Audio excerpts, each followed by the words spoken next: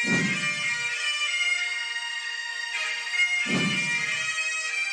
to that piece of lieutenant that's always on his podcast, bashing us, him.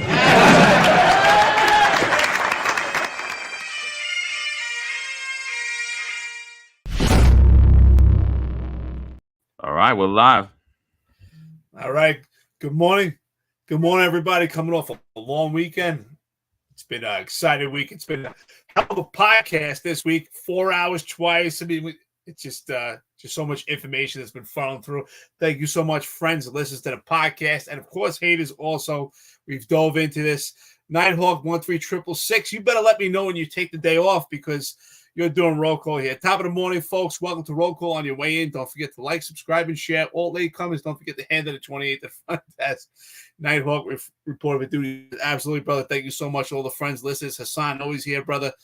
We got plenty of others. Thank you so much for being here early with us. And first of all, before we get into it, let's just say, you know what?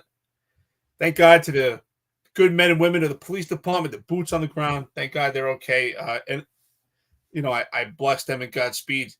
They're doing God's work out there. And as I said on the last podcast, with the appointment of the new interim PC, I do believe that we're going through a roller coaster right now. And things are going to get worse, far worse, externally in the field and internally with the police department before they get better. Now, it's my opinion. I believe this is necessary at this time. I think it's temporary to fix a permanent problem that's going on with the police department. I do not think that this is better for operations in the field, but it's better to fix what's going on internally until we get someone in place that understands police work from within the New York City Police Department, a metropolitan operating city as such, in a different type of animal. But we have to peel back the layers before we can get to that point. Good morning, brother. Sorry I had to go on. There's just so much information, bro. Yeah, so, I mean, before we even get into it, there's been a second attempt on Donald Trump's life. I mean, that's insane. 45th president of the United States. He has 2 attempts on his life as a presidential candidate. You know, a lot of the reporting's all over the place on it. It's actually terrible. I feel terrible for this dude. I feel terrible for all of us. Because we can't even trust the information that's coming out anymore. I'm watching news channel after news channel blaming him for an assassination attempt. I'm watching just insanity, all various reports coming out. None of it I know what's the truth, what's not the truth. And the only thing that just keeps lingering in my head is, how is anyone getting this close to a man with AK-47s or AR-15s? How is it possible? How is it this hard? I don't see it, you know, and like, you know, they're in contained areas.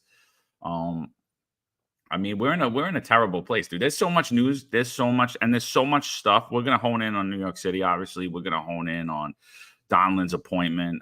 You know, came out. Marsha Kramer reported that he, not his appointment, but an appointment from outside wasn't asked from federal prosecutors. We're gonna get into the step down of the resignation at 10:30 at night at New York City's chief legal advisor, Lisa Zornberg. We're going to get into all that. But right before we do, just real quick, Eric, what are your thoughts just around the second assassination attempt of Donald Trump? Well, my phone was off the hook. I was speaking to Marines that I served with yesterday, and it was nonstop. You know, there's numerous conspiracy theories that are going on, but just clearly right now, I mean, we have 2 attempts on Donald Trump's life in less than a 3-month period. That's insane in an entire year while he's the candidate for president. It's insane. I just think it's scary times. I think that we have this DEI movement that's totally infected the Secret Service at this point, and it's apparent. It obviously cannot protect Donald Trump at this time, and we may see other attempts. It's just the closer we get to election, it's just going to get more and more insane. And it's clear at this point that Donald Trump is facing some major opposition, and I hope that he's willing to keep this front, and I believe he is. The bottom line is this: he's an American badass. There's no doubt about it. He's the man for the job, especially through this perseverance and this adversity and that he's willing to do. I mean, he's a man that could just sit by right now. He could sit in a chair and have strawberries in his mouth the entire day, but he's willing to put his country before himself. Thank God. Yeah, it's crazy, man. All right, so let's get into it. Let's get into this a little bit. So I was watching the news, and it comes out that this dude, like me and Eric was saying, it's got to come from the outside. It's got to come from the outside. It's terrible that it's coming from the outside. But watching the news, Marcia Kramer puts out that Tom Donlon, not him per se, but someone from the outside, is an ask from federal prosecutors. Before I even play the clip, Eric, just what are your thoughts around it's an ask from federal prosecutors? Well, there's no doubt about it. I mean, we said it here. I think we've been ahead of the news about a day or two on most different aspects when it comes to the police department. So there's no doubt in my mind. We both said it here that it's apparent and obvious that Mayor Eric Adams did not appoint an outsider to New York City Police Department, especially in his position, especially how he's so tyrannical. He definitely does not want someone outside entity that he cannot have the same control in the manner that he does have right now. So there's no doubt in my mind, and this just solidified that this was definitely from an outside source. But now we know it's solidified that it actually came from prosecutors, which to me is another indication that this probe has a lot more teeth that people want to say. And again, I hope that Ed Cabin is not the fall guy, because he is not a solo operator in this corruption probe. Absolutely not. All right, so I'm going to just play the beginning part of this clip. Caban has resigned. Mayor Adams has named a former FBI agent and Homeland Security expert to run the NYPD on an interim basis, Tom Donlon. Political reporter Marcia Kramer has been covering these developments all week. She's the woman with the sources. She joins us now with more. Marcia. Alice and Dick, it's important to note that the new interim head of the NYPD is someone from outside the department. My sources tell me that it was an ask from prosecutors who wanted to make sure that the person running the agency would do nothing to impede their investigation wherever it takes them. You heard that. It was an ask from federal prosecutors.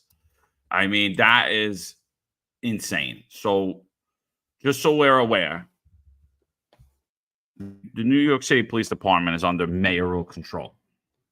You know, you hear a lot of law enforcement people talk about, oh, we're headed towards the federalization of the police departments. We're headed towards the federalization of the police department. I'm against the federalization of the police departments. The feds just told Eric Adams. Eric, do you think that Eric Adams chose Tom Donlon? He was like, oh, I got to get someone from the outside. You know who would be great? Tom Donlon's going to be great. Do you think that happened? Absolutely not, brother. I mean, listen, again, I said it. We've been ahead of the news. That's the reality, not based on confidential information that the police department wants to believe that we have. Absolutely not. It's just our perspective and based from our anecdotal experience and based on our knowledge. And of course, our friends and listeners podcast, we all weigh together. We all believe that Mayor Eric Adams did not appoint an outsider and absolutely would not fit and be conducive to the mindset that Eric Adams has in the way that he carries himself and the way that he runs the police department. This is absolutely not. But again, goes back to what we've seen from Democrats. They want a federalization of a police force, and we are here. That's what's scary. We get the wrong people in leadership, and it could just deteriorate the entire police department and get to the point that we actually wanted federalization take over at this point, because it's so inept right now at this point. Even without this federal corruption probe, this police department needs a complete overhaul. Yeah, so I mean, I like that his appointment was interim. That's one thing I like. It's just interim because I did say, listen, it needs to fall under federal receivership until time frame. But here we are, and I think I was a little short-sighted when I said that, because I spoke to some people who have been around a lot longer than I have, and who've been in the know and been at the forefront of a lot of major issues in this country. I spoke to some of them, and they said, no, it doesn't need to fall under federal receivership. What needs to happen is that Governor Kathy Hochul needs to be a governor and remove Eric Adams from office. Restore New York City to what it is. Restore the NYPD to what it is. Let's hold a special election. If if the NYPD is compromised and if the mayor's office is compromised, if the mayor can't be trusted to appoint a police commissioner, he's got to be removed. And I'm like, you know what? That's right, because where are we headed? We don't know. We're in uncharted waters. So like we've been sitting here saying, oh, you know, nobody wants a federalized police force, and for a good reason, right? Because they're not accountable to the people then, right? Federal government, I mean, not that they're not, but that's not, it's basically a circumventing of the New York State Constitution, our laws, what this country's found of, state rights, you know, and city rights. So it basically goes against the entire system that we've had in place. So when I thought about it, I was like, yeah, you know what? It's true. If Eric Adams is compromised, why did Ed Caban need to step down when Eric Adams is accused about 4 other things on top of possibly being involved in this scandal, and he doesn't need to step down? How does that work? Well, that's a fantastic point, right? That was the first thing that came to mind for me. Exactly what this old-timer said to you. That, again, I always say small unit leadership breakdown, and leaders have to take ownership. And at no point have we seen Mayor Eric Adams take ownership. And since he did not take ownership, then we need leadership at the next level, which is Governor Hochul, to step in. And she should have stepped in a long time ago. Because unfortunately, we're at the point that whether he was to step down or get removed, we still need outside oversight of the New York City Police Department right now. Because it's my opinion, and John, you've said the same thing, that the entire upper echelon of the police department has been infected and compromised, and we do not know the depths of how much this infection has actually caused throughout the entire police department. We know it's ripped through, and some people may be unknowingly, if this probe does turn to be true, does have teeth to it, some people may be unknowingly operating as muscle, and there's some people at the lower level of the police department that be operating with knowledge. So at this point, even if Mayor Eric Adams was removed, we could not have an insider for the New York City Police Department to be an interim police commissioner. But the problem is this, John, and I just want you to weigh on this. This is what I believe. The problem is this. Even though he's the interim, I do believe that sometimes things are temporarily permanent. And this may change the police department permanently moving forward. Hopefully for the better, but it could be for worse. I mean, with any appointment, that's true. So with any appointment as a police commissioner, that's always true. So I'm not, you know, it doesn't make a difference whether it's Tom Donlon or it was an outside appointment or not. You know what I mean? But the bottom line is this. Where's the politicians? Where's Kathy Hochul? She hasn't given a statement. Where's Letitia James? The lefties are completely silent. They're silent. There's nothing being said. The socialists, the far left socialists, align more with us at this moment, right? Because what do we see from the conservatives? What do you see from Vicky Palladino? Vicky Palladino's completely sold herself out. She lost all credibility in my point. Well, look at her past tweets. It is literally just bootlicking for the mayor. You know, she had attacked this podcast saying that, you know, racist attacks online against Kaz and Shell, which is absolutely ridiculous. She was talking about the podcast. Good thing you didn't name us, Vicky, because you would have been hearing from my attorney. But she didn't go that far, but she went far enough to put a statement out. So she's been bootlicking for them. And now she's saying that far left radicals are trying to take over the mayor's office. Look at her tweets. They're trying to, and it could get far worse, people. It could always get worse. Everything could always get worse. That we've seen that, right? I said in 2020, it can't get worse than Cuomo and de Blasio. And I was immediately wrong. I was wrong like a month into Eric Adams. I was like, wow, I can't believe this guy's worse than him. I can't believe this guy is worse than Bill de Blasio. I can't believe it. I can't believe it. He was a cop. And everyone's like, no, he's better. I'm like, why? Because you like him better? He's better looking. He's friendlier than Bill de Blasio. He's more likable than Bill de Blasio. So everything could always get worse. Does that mean that we should accept the status quo? And that's my problem with could it get worse? Yeah, of course. Everything could always get worse. But does that mean we shouldn't try to make it better? yeah, you know what? Police department's just doing a couple of shakedowns of businesses. Maybe they're even involved in the marijuana business. Yeah, you know what? Maybe the mayor's even stealing hundreds of millions of dollars in contracts and all his buddies are. But you know what? It could get worse, so we shouldn't do anything. Nighthawk 13666 made a comment, and he's right. I believe it's a he. Holchel won't do that because she's in the mix, and she doesn't want to get snitched on by Adams. They are all dirty, John. You know what? That's a good point, and that's what we have been saying, that this corruption probe, if it does have teeth, may rip through the entire state.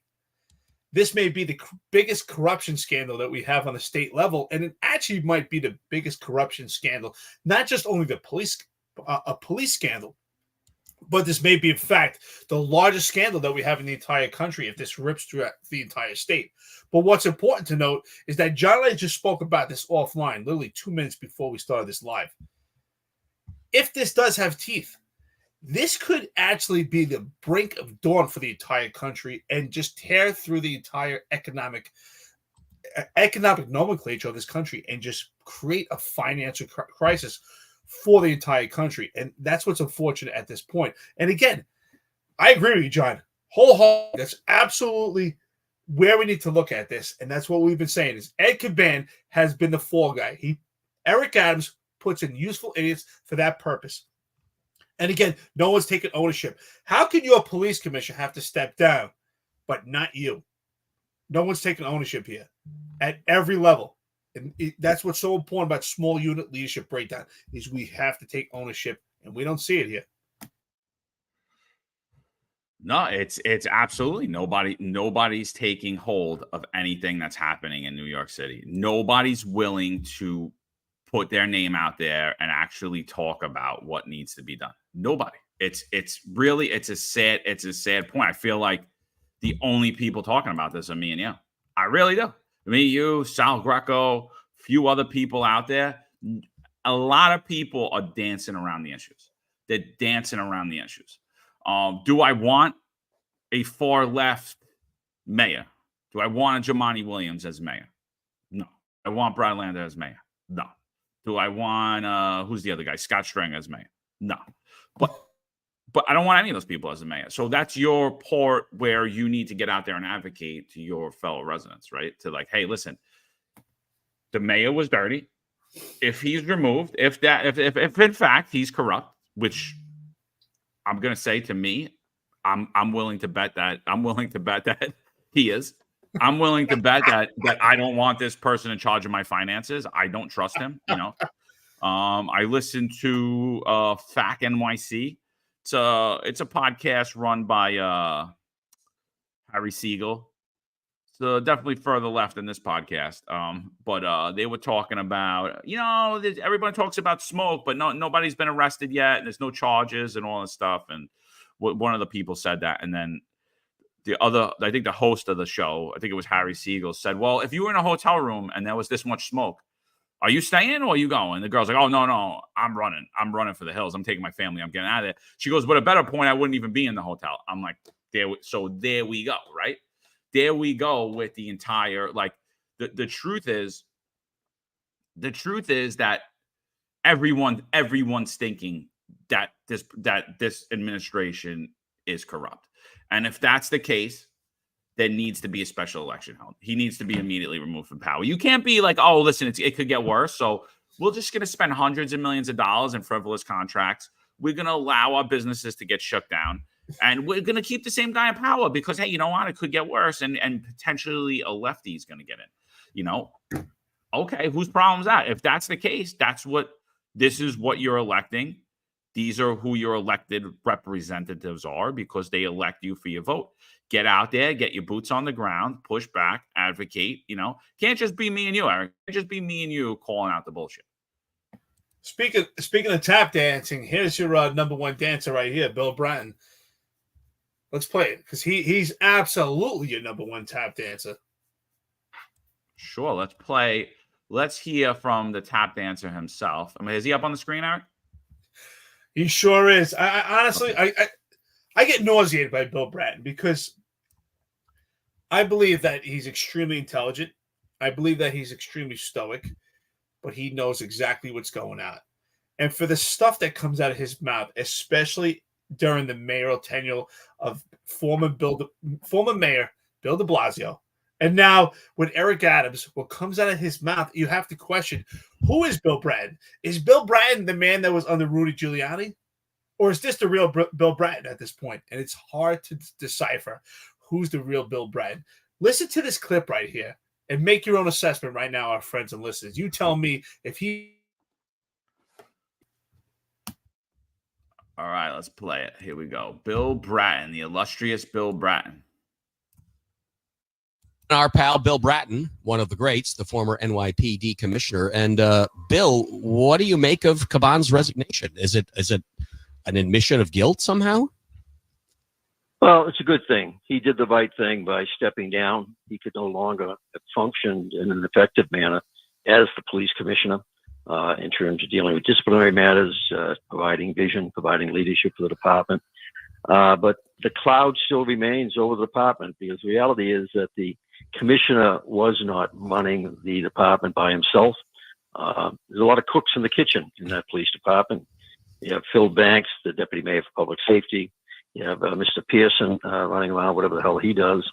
And there's confusion as to who actually, over the last year, has been running the NYPD. So his departure does not clear up that confusion. It also does not clear up the cloud over Mr. Pearson, over Mr. Banks, and over the administration. So hopefully Mr. Donlon, who is stepping in as the interim police commissioner, coming in with excellent credentials, well thought of. I've talked to people in the department, people in the federal bureau agencies. He is highly regarded, well liked, and appears to be a good interim selection. As to whether that'll turn into a permanent appointment remains to be seen. Think of the fire department with Ms. Kavanaugh, interim appointment for well over a year, then she was selected as the permanent. We'll just have to wait and see what goes forward. Bill, I know you like Mayor Adams. You like his police background.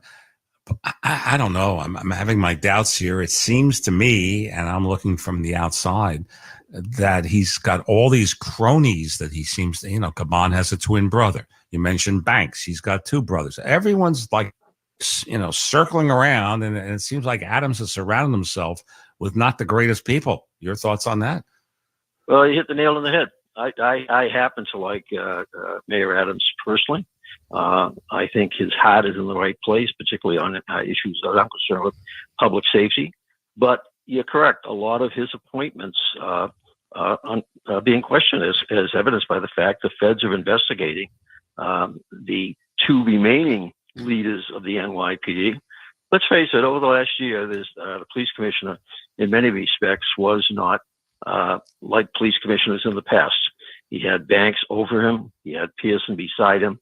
And the mayor also, who spent 20 years in the NYPD, also, as we know, is very intimately involved in the running of that organization.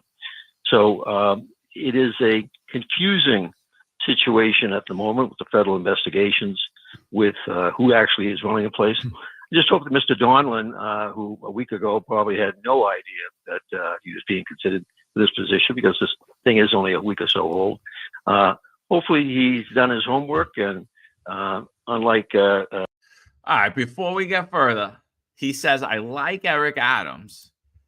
His heart's in the right place as it relates to public safety. But he acknowledges that he's appointed all of these low integrity people. So where could Bill Bratton be getting his heart's in the right place when it relates to public safety? First of all, this interview was going well. I feel like it was like, and the whole thing just sunk. Bill Bratton is full of shit. Someone put it over here. Let's see where the comment was. Well, basically what the comment was is that this Bill Bratton is not the same Jack Maple Bill Bratton back under Rudy Giuliani. Absolutely not.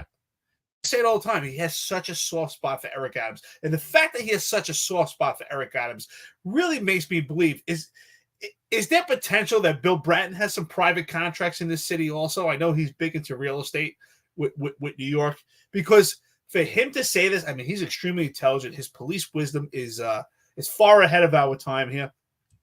And yet for him to say that he believes his heart is in the right place, his heart's in the right place for public safety, but yet he put in inept people that cannot be trusted, people with sketchy past in and around him. Somehow he's free of this. He's perfect, but everyone around him has a problem. Bill Bratton is full of shit, brother. Yeah, I mean, I like I said, I think I was on Roger Stone a while back, his show, and he asked me who's the police commissioner, and I was like, there's a lot of guys I like. I thought Carrick did a good job. I thought Bratton did a great job his first time around. I thought Ray Kelly did a good job. Were any of these guys perfect? No, I don't think anyone's perfect. But I said I think it's got to be Ray Kelly, and he's like, well, I think I gotta just say, just by the status of New York City and the way the New York City Police Department was run, I gotta say it was Ray Kelly. Obviously, I'm biased because that's who I served under, the majority of my career, but I thought it was a very well run place, and the New York City was a place that I loved, and I still do, but it's not that same city anymore. And he said, well, what about Bill Bratton? I said, Bill Bratton's a legend in policing. I can't take that away from him. But his second term, he exhibited that he had no moral character, and he sold out to the communist Bill de Blasio. And so for that reason, I'm going to have to say it was Ray Kelly, the longest standing police commissioner in NYPD history. Was he perfect? Absolutely not. Absolutely not. Was Rudy Giuliani perfect? Absolutely not. Was Mike Bloomberg perfect? Absolutely not. You know why? Because we're all imperfect people. Nobody's going to do anything that we all like. But overall, reflect back on New York City. Reflect back on New York City when Giuliani was the mayor. Reflect back on New York City when Ray Kelly was the police commissioner. Reflect back on New York City under the lefty Mike Bloomberg, the Republican turned independent turned far left Democrat Mike Bloomberg. New York City was a much better place to live, work. The New York City Police Department was a much better place to work. So, and for all those reasons, and everyone, and to me, they're the biggest sellouts. The guys like Bill Bratton, you're the biggest sellout. Because, Eric, I know inspectors with 19 years on that have left. They retired early and running their time. I know a couple of them. I know captains that are running their time. I know lieutenants and sergeants who are leaving years early. This has never happened in the history of the New York City Police Department. Maybe you could see once in a blue moon a sergeant leave early for some other job. Maybe it was a rarity.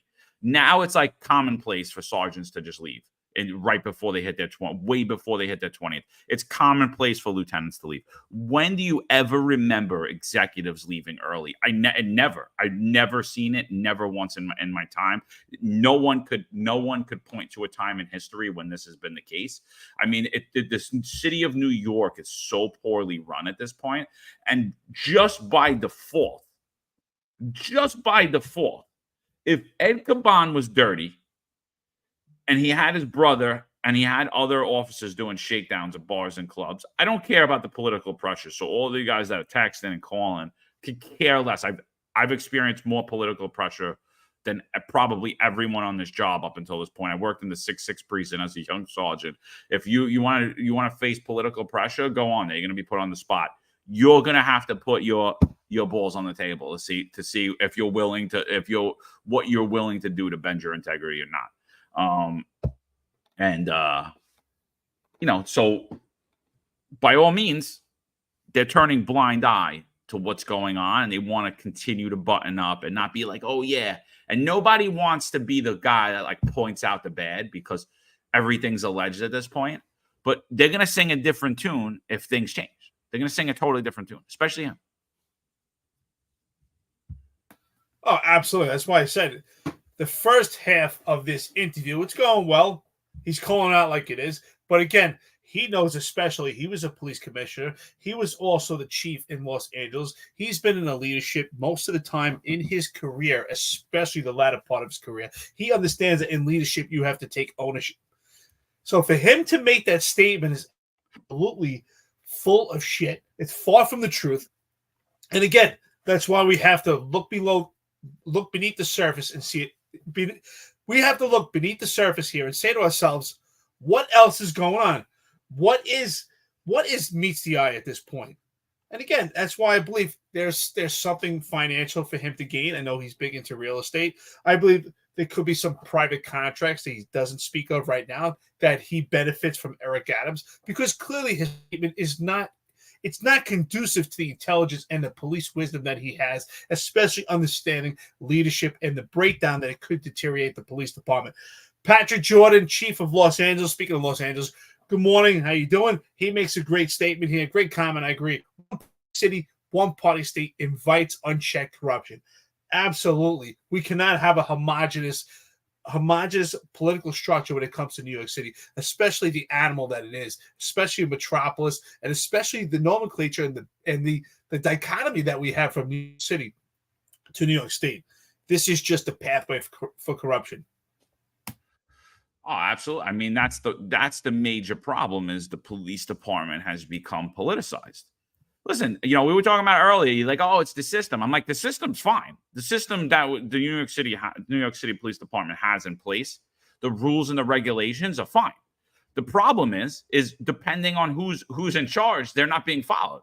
The system gets thrown out the window, right? The system's for promotions, the system's for who's good and who's going to get promoted, and how you move ahead in the hierarchy of the structure, and what a good police officer is. We see investigations against some and not others for the same exact allegations. We see things that are horrible that people should be fired over, and they're not being fired over; they're being hidden, right? And then you see people that should be rewarded, and they're being fired, and it's like the system's all out of whack. So it's not the system; it's the people, And it's really sad. It's sad because you said it a lot. You said it a lot. You're like, oh, who's the job? Everyone says the job. Who's the job? The job is us. And you're 100% right, because what we allow to happen is what's going to happen. Unfortunately, as the truth leaves society, as the truth becomes a terrible thing, as integrity is lost and corruption starts to take a hold, the first people on the line are those in law enforcement. And honestly, it doesn't forgive you. It doesn't forgive you that your feet are put to the fire first. Doesn't forgive you, oh, I had to do it. Oh, what was I going to do? What was I going to do? The mayor told me to do it. The police commissioner told me to do it. What was I going to do? I don't know. But good luck to you. Good luck to you in the court of law, because I bet you're going to wish there was. I bet you're going to see all the things you could have did differently, other than go along with them. And that's what we're doing. We're excusing the actions of many because of the behavior of a few, and it's wrong, and it's so wrong, and that's where we get lost in society. This is how we go into a disgusting communist, Marxist, fascist society, when we can't tell the truth about what's going on. And you see it clear as day. Bill Bratton can't tell the truth. The conservatives in New York City can't tell the truth. I'm talking to all of you: Joe Borelli, Bob Holden, Vicky Palladino, Ina Vernicourt, every single one of you, all of you in state assembly. Your names are not even worth mentioning, but they can't tell the truth. So they dance around the subject. No, I like Eric Adams. Nobody asked if you liked him. Nobody asked if he's a nice guy. What do you think of what the hell's going on right now? You don't think that this is a disaster? You don't think that this is insane? That a federal prosecutor's ask was to appoint someone from the outside, so the mayor of New York City no longer appoints the police commissioner? You don't think that's a problem, Bill? We got a comment here from Cafecito Break. Check her out, Rose Angel. She was with us last week on the podcast. Did a great job. I don't know if she is saying it. Also, we both say it on the podcast, or it just happens to be that we're both saying it here. But of course, this is a problem that affects the police department. Of course, the administration with New York City. Cafecito Break says he may be a nice guy, but that doesn't mean Adams is an effective leader. We need effective leadership. Cafecito Break, thank you so much for saying that, because John and I say that all the time. The nice guy syndrome is what rips through the New York City Police Department, which is why we have one of the contributing factors that we have inept leadership, because no one is afraid to speak the truth and say, hey, you're inept, you're inadequate, you don't have the tools to be an effective leader, or hey, these are the mistakes that you're making, and here's how we rectify them, because everyone wants to be a nice guy. And nice guys don't cut the mustard. We need people that are good guys that actually have the characteristics and traits to lead a city. And where it comes, also when it comes to leadership, is taking ownership. We don't see anyone taking ownership. Let's not excuse Mayor Eric Adams. Let's not excuse him. Ed Caban's brother had a security detail that's taxpayer funded.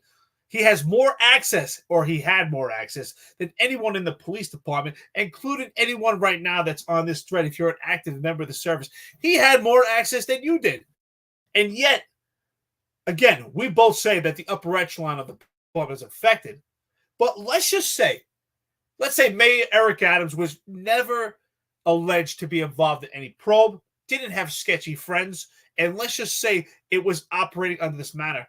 Again, he's liable. He has to take ownership. He is aware that James Caban, the brother to Ed Caban, who looks just like him, who was a former NYPD police officer, knows the lingo, has full access to the police department, and yet Mayor Eric Adams never said a word. We heard nothing, not a peep, not a boo.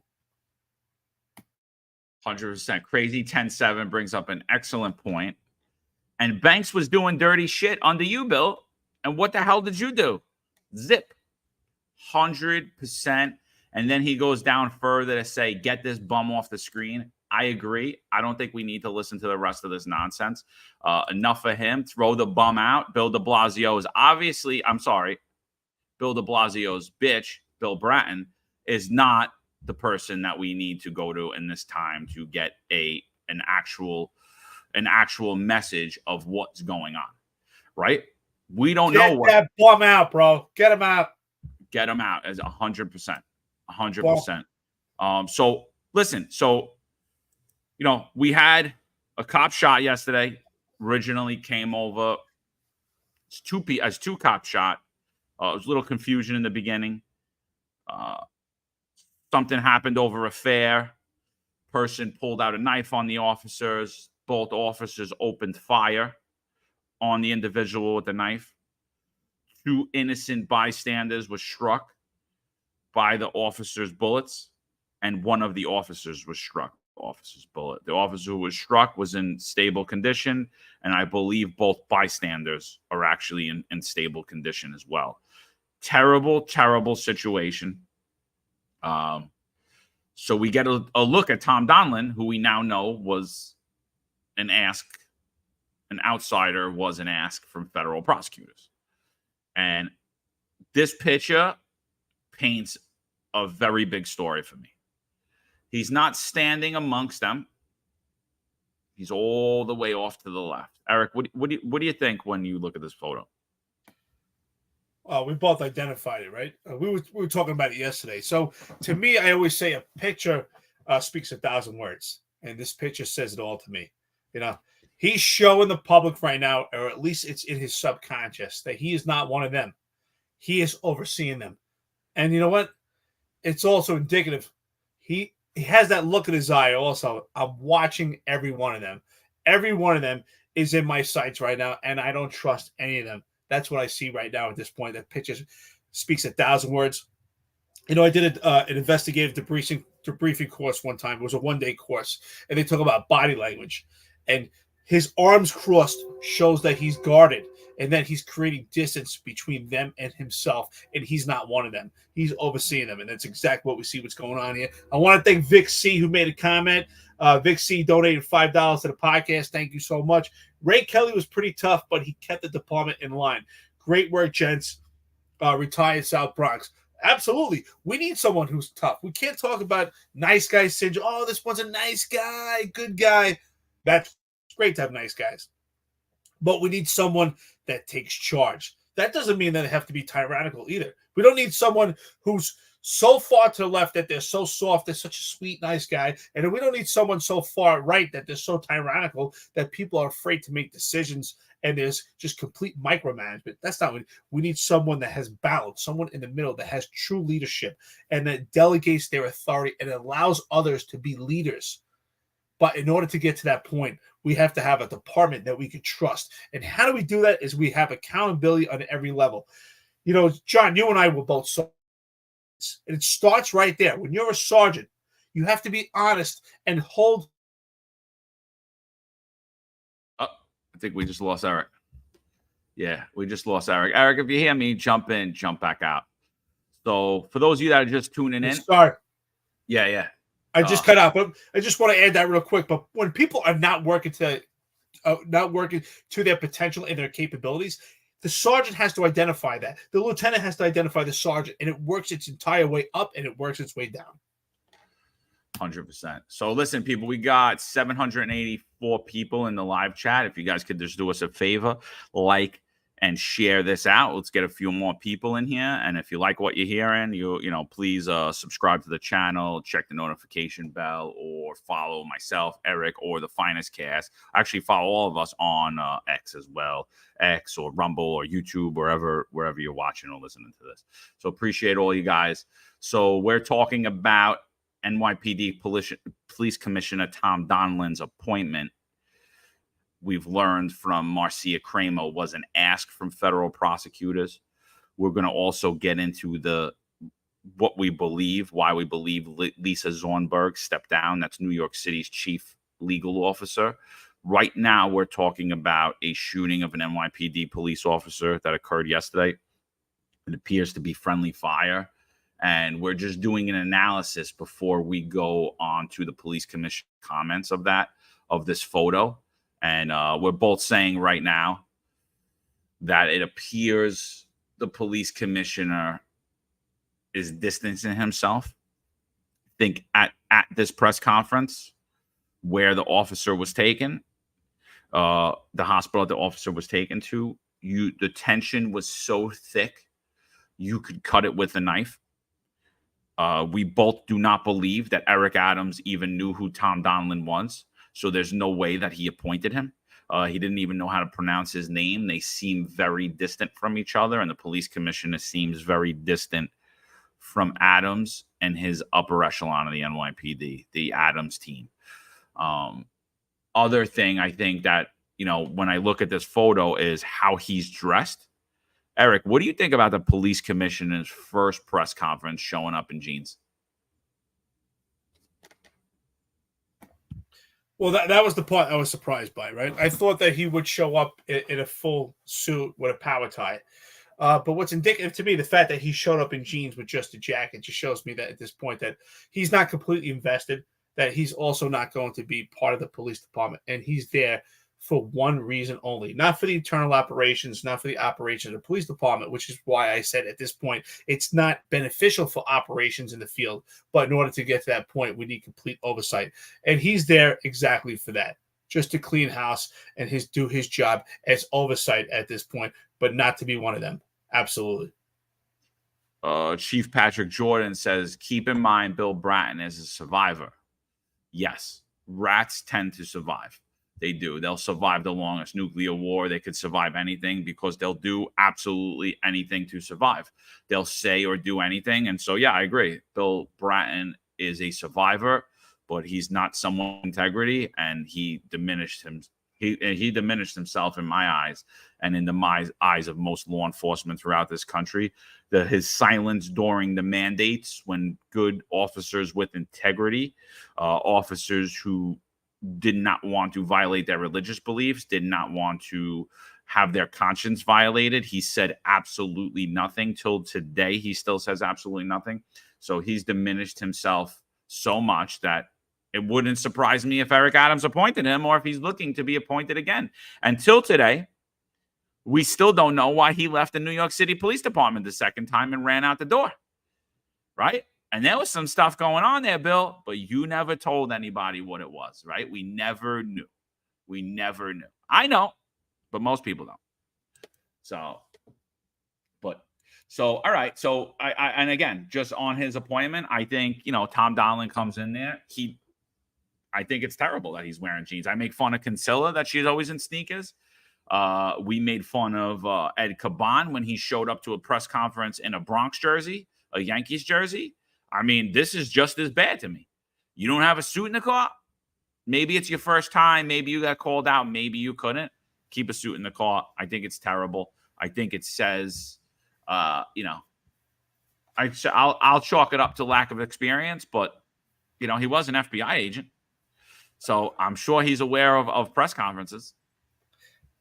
I didn't see it that way. It's funny you said that, right? I didn't see it that a lack of experience. Because here's someone who's 30 years in what we consider law enforcement, right? The former law enforcement, the FBI. It's not a metropolis like New York City doing police work on field work.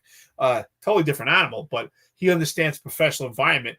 I just think it's a sign that he really, for me, I think it's a terrible look, but I think that he just doesn't care. He's like, listen, I'm just here to babysit. That's the way I took it. I'm just here to babysit these idiots and find out who's corrupt. I'm not here to be a police commissioner. I'm just here to babysit. That's the way I took it. Nah, I mean, I won't argue with you there. I'm not arguing with you at that point. I mean, it could definitely be that. I agree. I agree. There's definitely a sense of detachment there. All right, let's hear his first press conference. Let's hear what he's got to say. First, let's go to Madry. Let's say what Madry has to say about the incident, and then we'll go to the PC.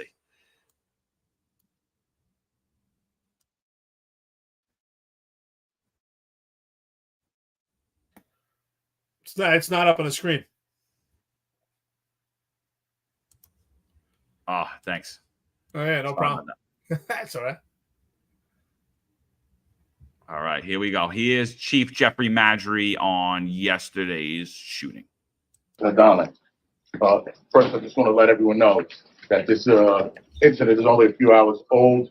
The details that I will provide are subject to change, but I did have an opportunity to review body worn camera and other cameras there, and I'm going to give you the facts that I know right now.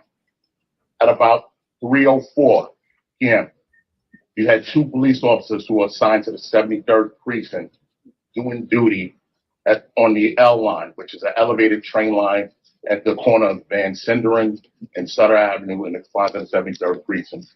These officers they're assigned to the 73rd precinct, but they were in the trains, which has been part of our strategy all year to help reduce crime, quality, and increase quality of life in train stations.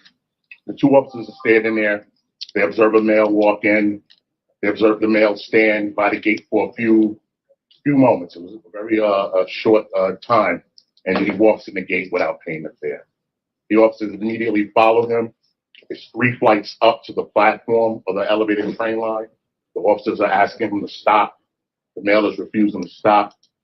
At a certain point on the platform, the male mutters the words, I'm going to kill you if you don't stop following. The officers are able to catch up to him. The male turns around. He confronts the officers. The officers are asking him to take his hands out of his pockets. They become aware that he has a knife in his pocket. They give numerous commands. The male basically challenges the officers, no, you're going to have to shoot me. As they're standing there, a train, a northbound train pulls into the station. One of the car doors open. The male jumps onto the car doors. The officers are able to get onto the train with him, and they're giving commands for him to put his hands down and to come with them. One officer deploys his taser. The taser was ineffective. Second officer deploys his taser. The taser is ineffective. The male jumps back off of the train onto the platform, and at one point he's advancing on one of the officers with his knife. The officer stands back. He draws his weapon. And then both officers at this point fire. They fire multiple rounds, and the male goes down. They're able to handcuff him and then subdue him. While they're subduing him, one of the officers realized that he's hit as well. The officer who was hit didn't stop, continued to do his duty.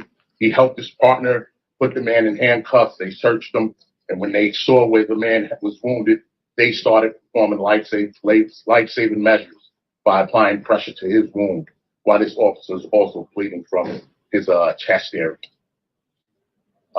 While they're working on the male, they become aware that other people are hit by gunfire as well. Additional officers arrive to the scene. They're able to give aid to the police officer who was hit. they're able to give aid to the male who was hit, and then they get able to give aid to 2 more civilians, another male and another female, who were both struck by gunfire. Everyone was removed to the hospital. Our 2 officers are here at Brookdale. The 3 other people were removed to other local area hospitals where they're being treated for their wounds and their injuries. This incident will be investigated further by our detective squad and our force investigation division. As I said, we thank the hospital for their great work, and the men and women of this police department were doing what we asked them to do: go out there and make our trains safer. And unfortunately, they ran into somebody who has a significant arrest history, someone who has a history of mental illness. So I just want to give Eric, before you go, Eric, I just want to give you a little something right now. So this happens yesterday on New York City subways. Right now, passenger stabbed, unprovoked attack on Manhattan subway train, attacker on the loose, 10-10 wins. This is, I mean, the train is a dangerous place. You had the MTA chair. I'm not going to play his part in it, but the MTA chair sat up there, talked about how safe transit is, how vital transit is, and how crime's down in transit. What are your thoughts about this press conference? Well, first of all, it makes me circle back. I know you always laugh when I say circle back, but it makes me circle back. Okay, Jim Saki.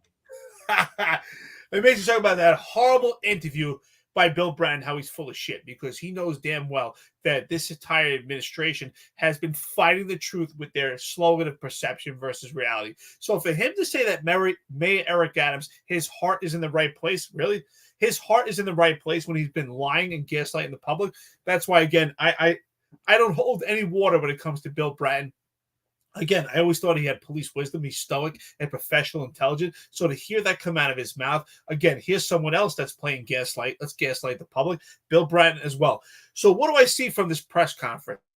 Just on the onset of it, I believe at this point, right, we see the new PC, the interim PC, at this point stand there, completely distance himself. He's watching this press conference, but it appears to me that he's already trying to implement the rank structure back to where it was. Having Chief Madry, the chief department, the top cop, actually doing the press conference, and not Kaz Daughtry, and having this mishmash all over the place. So I believe at this point he's trying to start to reestablish the structure that's already in place, to be maintained and monitored just on the onset at this point. That's what I see right now.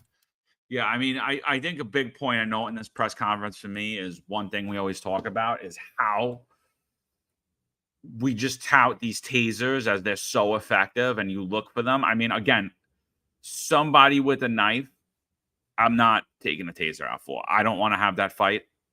I don't want to have the fight with a taser. I don't want to have a taser versus a knife fight. I don't. It should, honestly, police training needs to change. If someone pulls a knife out on you, that's deadly physical force, do not pull your taser out. That's what the training needs to be had. You heard 2 deployments of the taser, both ineffective. I mean, we play it time and time again on here. It seems to never work. It's like a rarity when the taser actually works. You know, it's such an ineffective tool at this point.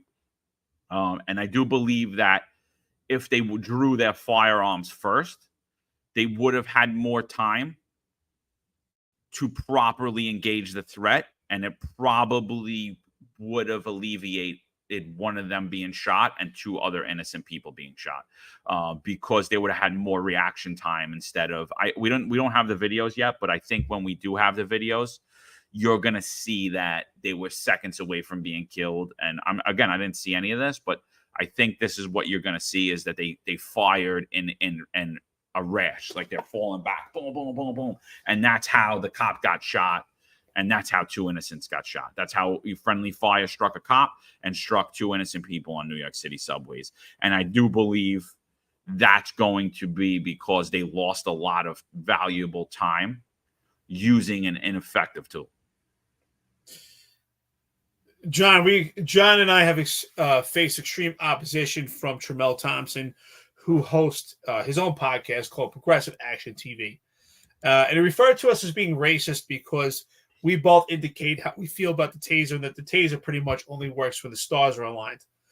And I had indicated numerous times, and I'll still say this thing, that I had learned at some point in my career that the taser is effective 49% of the time. So, which means pretty much the flip of a coin. And challenged by Tremel Thompson, where is that FBI report? We couldn't find it, but we did find some literature. We found a news report that indicated those same facts. And of course, it was not good enough to him. And this came about after the case of, how do we say, Kowalski Treywick. Kowalski Treywick. I always have trouble saying his name, the case of Kowalski Treywick. And of course, his position is that the police should have used the tasers. Meanwhile, he was charged at the police with a large knife in a small confined apartment. And that was my response. And you know what? I believe, John, and you said it too. I believe those stats have to be reconfigured, and I'm sure it's far less than 49% of the time. That taser is only effective when the stars align. You have to be in extreme close proximity. Those prongs have to hit directly at one point of the body, at another point, to have a current going through the entire body. So again, it's not this magic potion that people want to believe. It's not a tool that can be relied upon, especially when there's imminent death. Absolutely not. And again, I agree with you. I think that is what led to potential friendly fire, is by using an effective tool, putting themselves in a confined space where they could not use that firearm. And ultimately, we have police officers shot as a result of it, and we have innocent bystanders because we're utilizing an ineffective tool that is not effective. It's only effective 49% of the time. And I'm sure if they figure out these stats, it's probably far less. I agree with you. Everybody's making fun of Kaz here. Little rumor from a birdie told me that the police commissioner's drivers are not being allowed to pick their commands. I don't know if this is true or not. If that's true, guys, let us know. But that's what we're being told, is that they're not being allowed to pick their commands, which is traditional, right? If a police commissioner retires, normally their people get taken care of. They get to go where they want. They get to find a home, or they'll find them a home, and they'll get to go where they want. I'm hearing they're being sent to detective squads. If that's true, that should tell you all you need to know. What do you think? If that's true, Eric, what do you think? What do you think about that? About the police commissioner's drivers? I'm not surprised. I would expect that. I mean, no. I said that the police commissioner's drivers are not being allowed to pick their commands. So and they're being sent to detective squads. Traditionally, police commissioner drivers are going to go wherever the hell they want. Oh, absolutely. No, I think at this point, absolutely. Let them go to detective squads and let them earn their way, because most of them didn't get detective the proper way. They've been coined a shield for being a chauffeur. So absolutely, put them in a squad, put their feet to the fire, and let them earn that and make their bones. And they actually have the tools to be a detective. And if not, maybe he'll take further steps to that. Absolutely, I agree with that. I'm going to support that. Well, again, I don't think that these are like the khaki kids. Some of the people around the police commission, actually, a lot of the people around the police commission are pretty experienced. That's true. That's true. They're pretty experienced. He didn't surround himself with young boys like Kaz Daughtry did, that don't know anything. He did not do that. He's not doing it like what John Shell does. He's not surrounding himself with very young boys that are inexperienced. If they're inexperienced, I'll agree with you. But let's just say if they are experienced, let's say these are seasoned veterans that have experience. And I know some of them for a fact that are seasoned veterans. And did work on this job a lot. And then they get an offer to drive the police commissioner, and they're driving the police commissioner while they're part of his security detail, and they're not being allowed to pick a home. What do you think? If that's true, what do you think about that? Why do you think that is? I think it's necessary at this point right now, because at this point, we don't know who in this department is infected. We don't know who can be trusted. And it's also going to start to remove some of the nepotism that may be there. Again, I agree with you. Some of these guys may be really experienced and may be effective, but we need to start removing these bonds, these relationships within the police department, to start to remove the nepotism that we have. So I believe it may be uncomfortable, it may be unwanted, but it's necessary temporarily. Well, I think that if this is the case and this is true, I think that they already know what the hell is going on. These people are already on the outs. And they're just waiting for all the investigation to play out. That's what that tells me. I think that, listen, that's definitely part of it. I think that's a great assessment. Again, that's why I say I think that the preponderance of evidence at this point is there. I mean, if anyone's going to say there's absolutely no corruption and everyone's innocent until proven guilty, yes, you are innocent until proven guilty when it comes to actually committing a crime.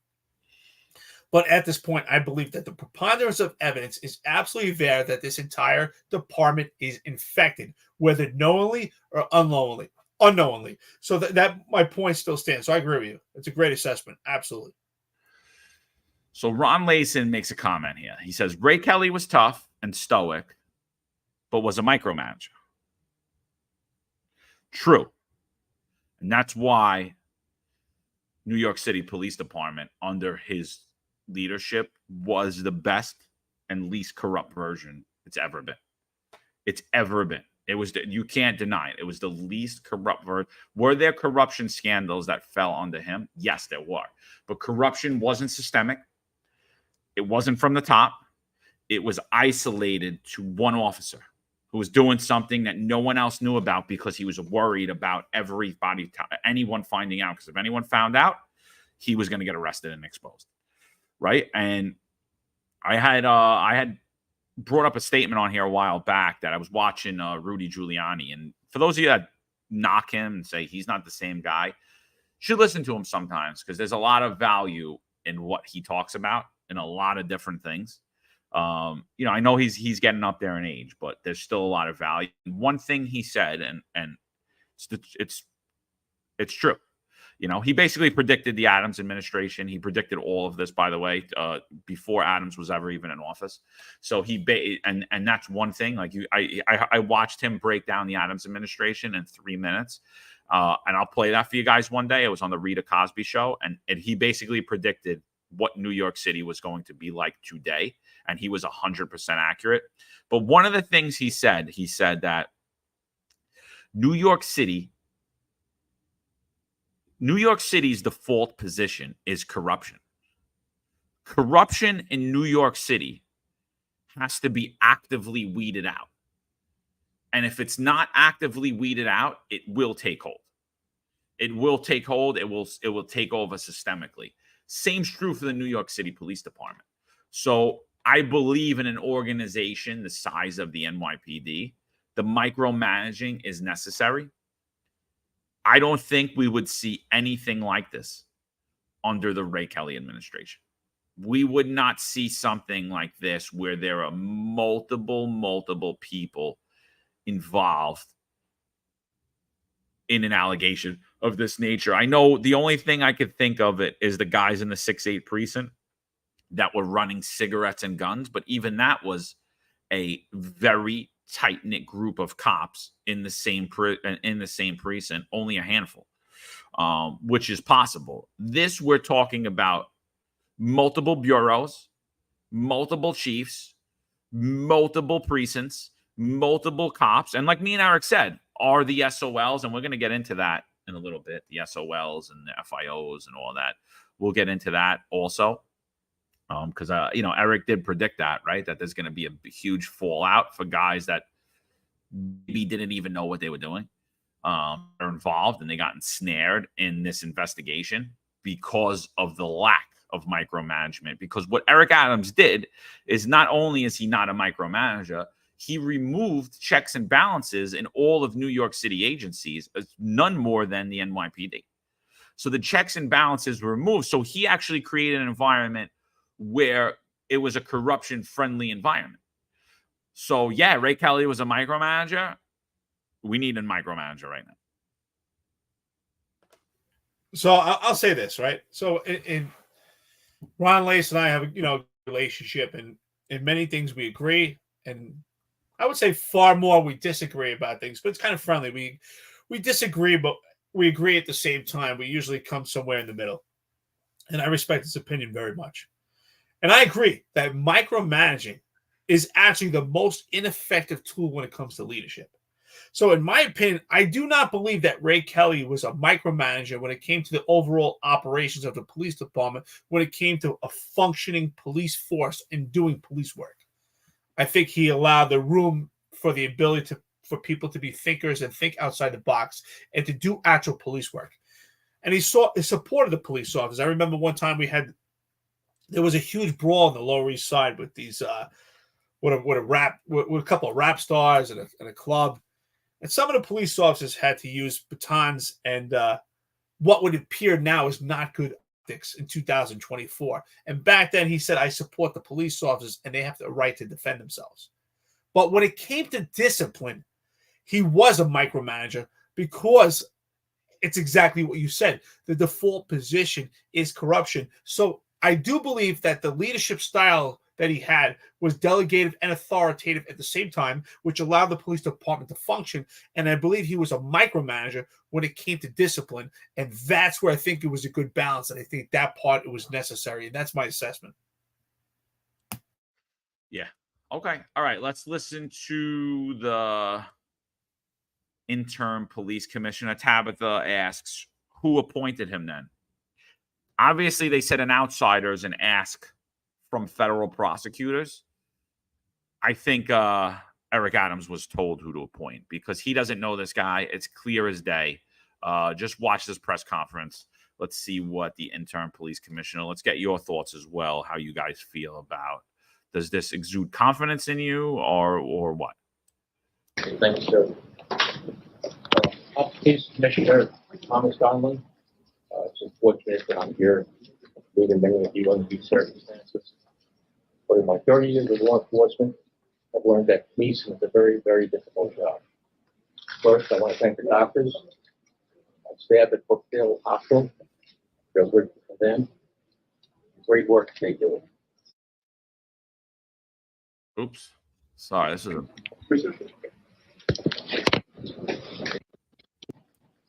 It's unfortunate that I'm here meeting many of you under these circumstances. But in my 30 years of law enforcement, I've learned that policing is a very, very difficult job. First, I want to thank the doctors, my staff at Brookdale Hospital. They're good for them. Great work they do. I also want to thank the men and women of the New York City Police Department who put their lives on the line every day, 24/7. As I said, this is a dangerous job. And today was another reminder of that. A few moments ago, I spoke with Officer Gray's family. He's in good spirits.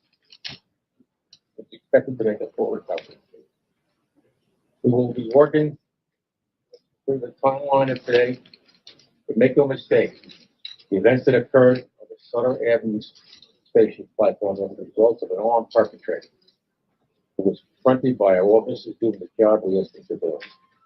There will be a full and thorough investigation conducted into this incident, as we always do in cases like this. But right now, we are grateful that our officer will be okay. Now, the Chief of Department, get back. What do you think about that, Eric?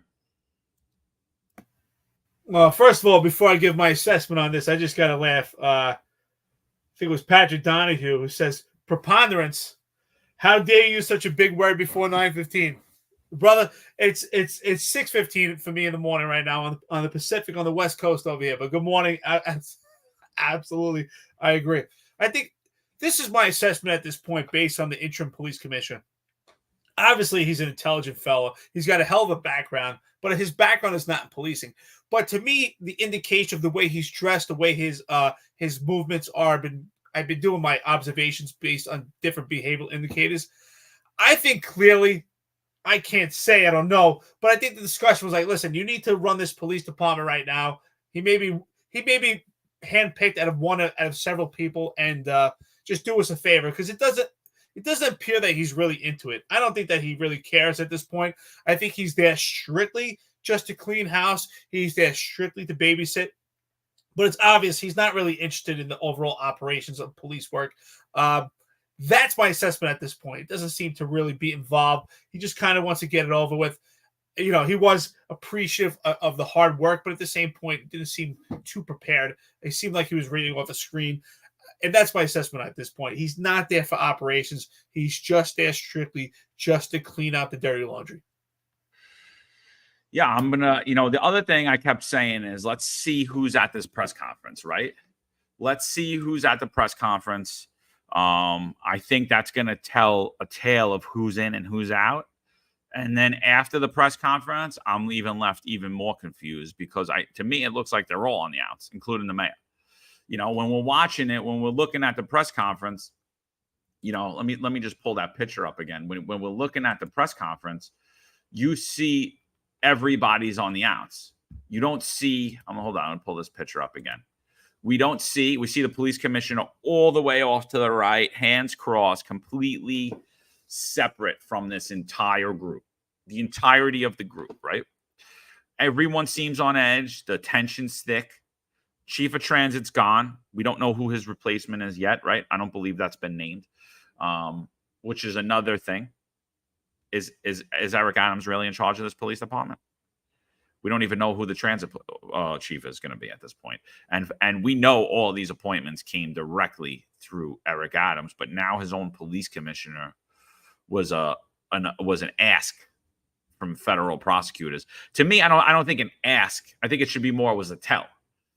So we have that. John Shell's nowhere to be found. Kaz Daughtry's in the background. He looks like he's a child that got scolded. Tariq Shepard doesn't look to be his usual arrogant self. Eric Adams doesn't look to be his usual arrogant self. Madry looks a little confused. And Kinsella is she looks about the same as she always does. But what do you think? I mean, we were hoping to get a little bit more information from who's at this press conference. Obviously it's not going to be a total tell, but it'll somewhat tell who's on the ins and who's on the out. And from what I see here, it looks like everyone's on the out, including Joe Kenny, by the way, who's standing there. Also looks like a child that got scolded. Absolutely. They're all on the outs. Every one of them. You're 100% right. And they're all standing there looking at at the corner of their eye at the police commissioner, wondering who's getting axed, who's out of here. Because we're only standing here right now because we have to. He just needs us right now, but he doesn't want us. I mean, every one of them looks so uncomfortable. John, when you sent me this picture, I zoomed in because I love to observe behavioral indicators. I zoomed in, and Tanya looked like she was the most miserable person there. She looks so miserable. She looks like someone just took her dog. Madry, I'm back. I'm the chief of the department. Oh, okay. I guess I got to play this game again. Adams looks completely, out of character. He doesn't look like his flamboyant, arrogant self. He's standing there like, well, I guess I have to play this game, pretend I have a purpose. Tariq, stand in the back, far more meek than he usually is. And Kaz Daughtry, again, a child in the back, like, am I going to get my turn? Every one of them is on the chopping block as we speak. This is not the same dais. This is not the dream team that we heard of. This is, I don't know what this is, but this is not a team that's going to last. I can tell you that. And look at the PC, like standing back, like, I got you. I'm watching you, you losers. Look at him, he's standing like, pfft. So, let me figure this out so I can get the hell out of here. Clearly he doesn't want to be the PC. See it. But it's like, let me figure it out so I can get out of here and get on with my life. Yeah, I mean, I'm going to say right now, though, I agree with you with how Kinsella looks in this photo. But I think overall, when I've been looking at her the past couple of days, she looks far more comfortable than everybody else. I would say if anybody's on the in, it's her. When there's two photos of her at this press conference and she looks like she's miserable, but photo doesn't really tell the whole tale. Overall, photo after photo after photo, they all look to be confused. She's the one that appears most comfortable with this police commissioner. I don't know if she's just putting on a good act, but I think she was on the outs with this administration prior to this guy coming, and she might, like we always say, the NYPD's Game of Thrones, right? You're on the outs one day, and next thing you know, you're the hand of the king next day. So Kaz Daughtry got his hand of the king pin removed, and we don't know who's gotten it yet. But I'm gonna say Kinsella looks like she's vying for that hand, for that pin. She wants the hand of the kingpin. So we got 1,144 people on here, still growing. If you guys could just do us a favor, like and share out the space. We're talking about a report that came out from Marcia Kramer that the police commissioner was an ask from federal prosecutors, where he just discussed the shooting that occurred yesterday in transit, where 2 innocent bystanders were struck. An officer was struck, all by friendly fire, at a knife incident where the taser failed. So now we just analyze the press conference. I think we're going to move on to, before we move on, there's one more thing I want to play, because I didn't get a chance to listen to this yet, and I do want to listen to it. We actually have the illustrious PBA president. Yes, there is still a PBA in the NYPD, if you guys didn't know about it. He's definitely not as good of a speaker as Pat Lynch. Before I play the video, Eric, you got anything? You know, it's funny. I'm so glad that you just said that, because I was actually going to make a similar joke. I'm like, where has been the unions? I've been all over them on social media. Where are the unions in this corruption probe? The PBA, the DEA, the SBA, LBA, CEA. All we hear is crickets. They're quiet this time. I can't believe that we're still paying union dues at this point. People are not saying, wait a minute, aren't you going to ask what is going to happen to my members during this probe? Not a word, not a peep. But again, you know what? They're in bed with the enemy. So I wonder if there's any probes of any of these delegates or any of these trustees part of the union right now. We haven't heard a word. And again, I'm not surprised. Yeah. All right. So let's hear from Pat Hendry. See what he's got to say. We're truly grateful that our brother police officer is on the road to recovery. Thanks to the nurses and the doctors in this hospital. We're praying for the civilians who were injured in this incident.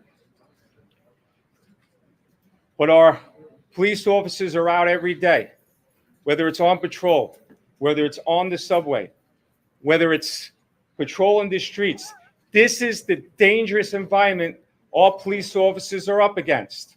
A dangerous career criminal out on the streets, a dangerous career criminal who was carrying a weapon, a dangerous career criminal who didn't comply with police officers' orders, who wasn't afraid to stab New York City police officers. The question needs to be answered.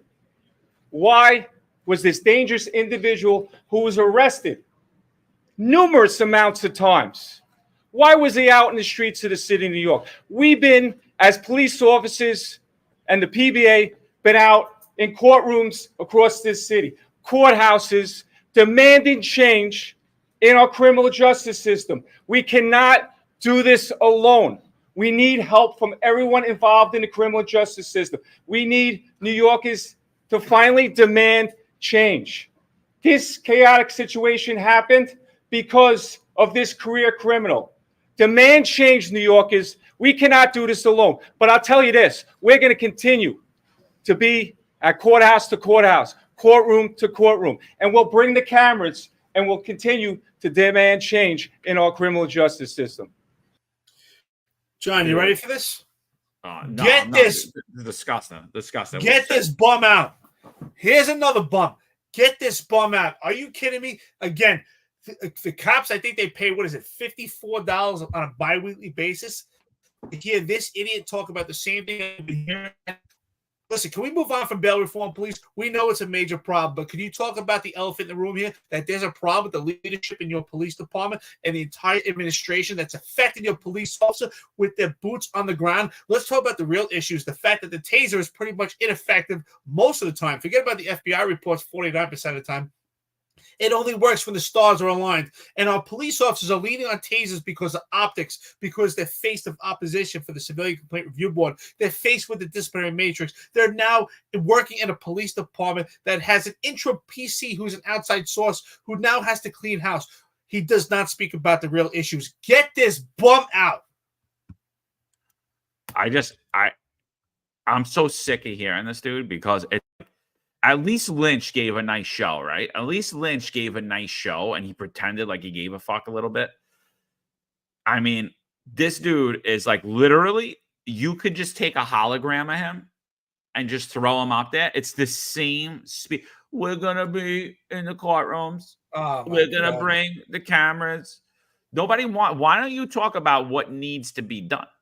Why don't you talk about the failures of the NYPD policy? Why don't you talk about the failures of those in city council and state assembly? Why don't you talk about how you're going to advocate for change? Because he is not a city official. He's an elected representative. So he actually has the ability, unlike John Schell, to say who you should and shouldn't vote for.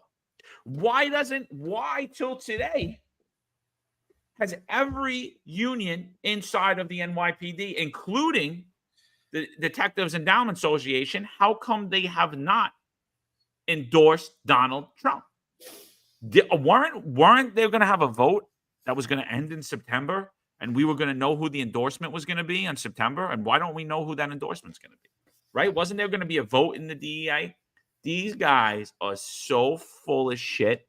They're so embedded in the Democratic Party in New York State and New York City. They literally only care about one thing: staying on for as many years as they can to collect double checks, to drive their take-home cars, to get everything, every meal paid for, everything else. And all he does is come up to a press conference. Now, I have no respect for anybody on this dais whatsoever that's speaking at this event. I would be mortified if I was working for them and they had to be the people to go console my wife or my children. I would be absolutely mortified that these morons who could care anything less about New York City or myself or my children or anything, the job or anything other than themselves, if they were the people that have to represent what I risked my life for, right? I would be mortified that I have to be around these bums, because they're all bums. They all need to go. But you see their faces while he's speaking, and in their faces, look, and in their faces, you could see all of them. They all are like, get this idiot off the stage. And I agree with them. Nobody wants to hear this. You say the same shit every time. Nobody wants to hear this anymore. Don't even waste people's time. Just don't pretend like you care. Just don't say anything. That's their faces on all their like. No one's shaking their head agreeing. No one's even looking at him. They're literally rolling their eyes as they're talking. Consilla's rolling her eyes. Marjorie, every single one of them. No one is listening to what he says. Nobody. Well, this is also the same bum that was actually signing the checks that actually endorsed Kathy Hochul, that supposedly sold this bridge to the police officers, thinking that they're going to get bills passed by giving this Democratic Socialist police funding. Absolutely ridiculous. He is a complete idiot. Just like you have other idiots who think you're an even bigger idiot than they are. Get this bum out. He's useless. I'm going to be honest at this point. We need to get rid of all these unions and come up with an entire new system. They pay a substantial amount of money. Now, listen, the city I'm going to hear opposition from this. People always say, oh, you need the union for representation. Really? Do you? Because I'll tell you this. Medical, your inpatient, outpatient is provided. That's contractual, has nothing to do with the union. You do not need a union newsletter. Any cop that I've known or any member of the service that's been in a union that's involved in a real pickle and a real jam gets their own representation anyway. I looked up dental plans. I've done the research. Dental plans are inexpensive. They're not expensive. And prescription plans also. Medical is extremely expensive. Yes, if you had to rely on the union for medical, I could understand. But for dental and prescription, it's a nominal fee. It'd actually be less than what you pay in union dues, because if you're going to be in a pickle anyway, you need your own representation. And the representation that you get for a 2-minute conversation when you go to a CCRB is completely inadequate. The representation that you get if you go to a GO15 because you had force was applied upon you and there was a threat resistance injury report and the captain had to do an ISAR report. When you go to that interview, you get a 2-minute conversation with your attorney. So absolutely, those Union dues are a waste of money. We have to come up with a new system and put these unions out of business. That guy is a complete charlatan. He's a sham. He's wasting your time. All that guy cares about is getting to his next good dinner on your dime. That's all it is. Oh, absolutely. I mean, it's a conversation for another day, though. I know Eric wants to reinvent all these systems right now. Listen, but here's the bottom line, John. We have to have these conversations. We can't always say this is the way it's always been and continue that way forward. And the only way to make changes is we actually have to be uncomfortable by starting to make those changes. Oh, listen, I'm not saying I'm no fan of the union at all. I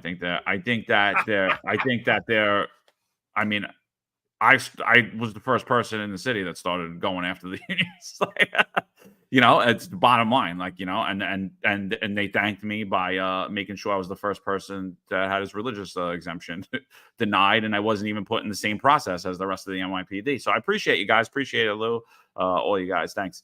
So ultimately the unions created what they're dealing with now. They created a lot of advocacy against them. But I think there's a lot of internal fighting that needs to be done that's still not there before we completely go away from the union process. But so before we get into Lisa Zornberg and her stepping down, I just want to play this video. This is Times Square. This is Times Square last night.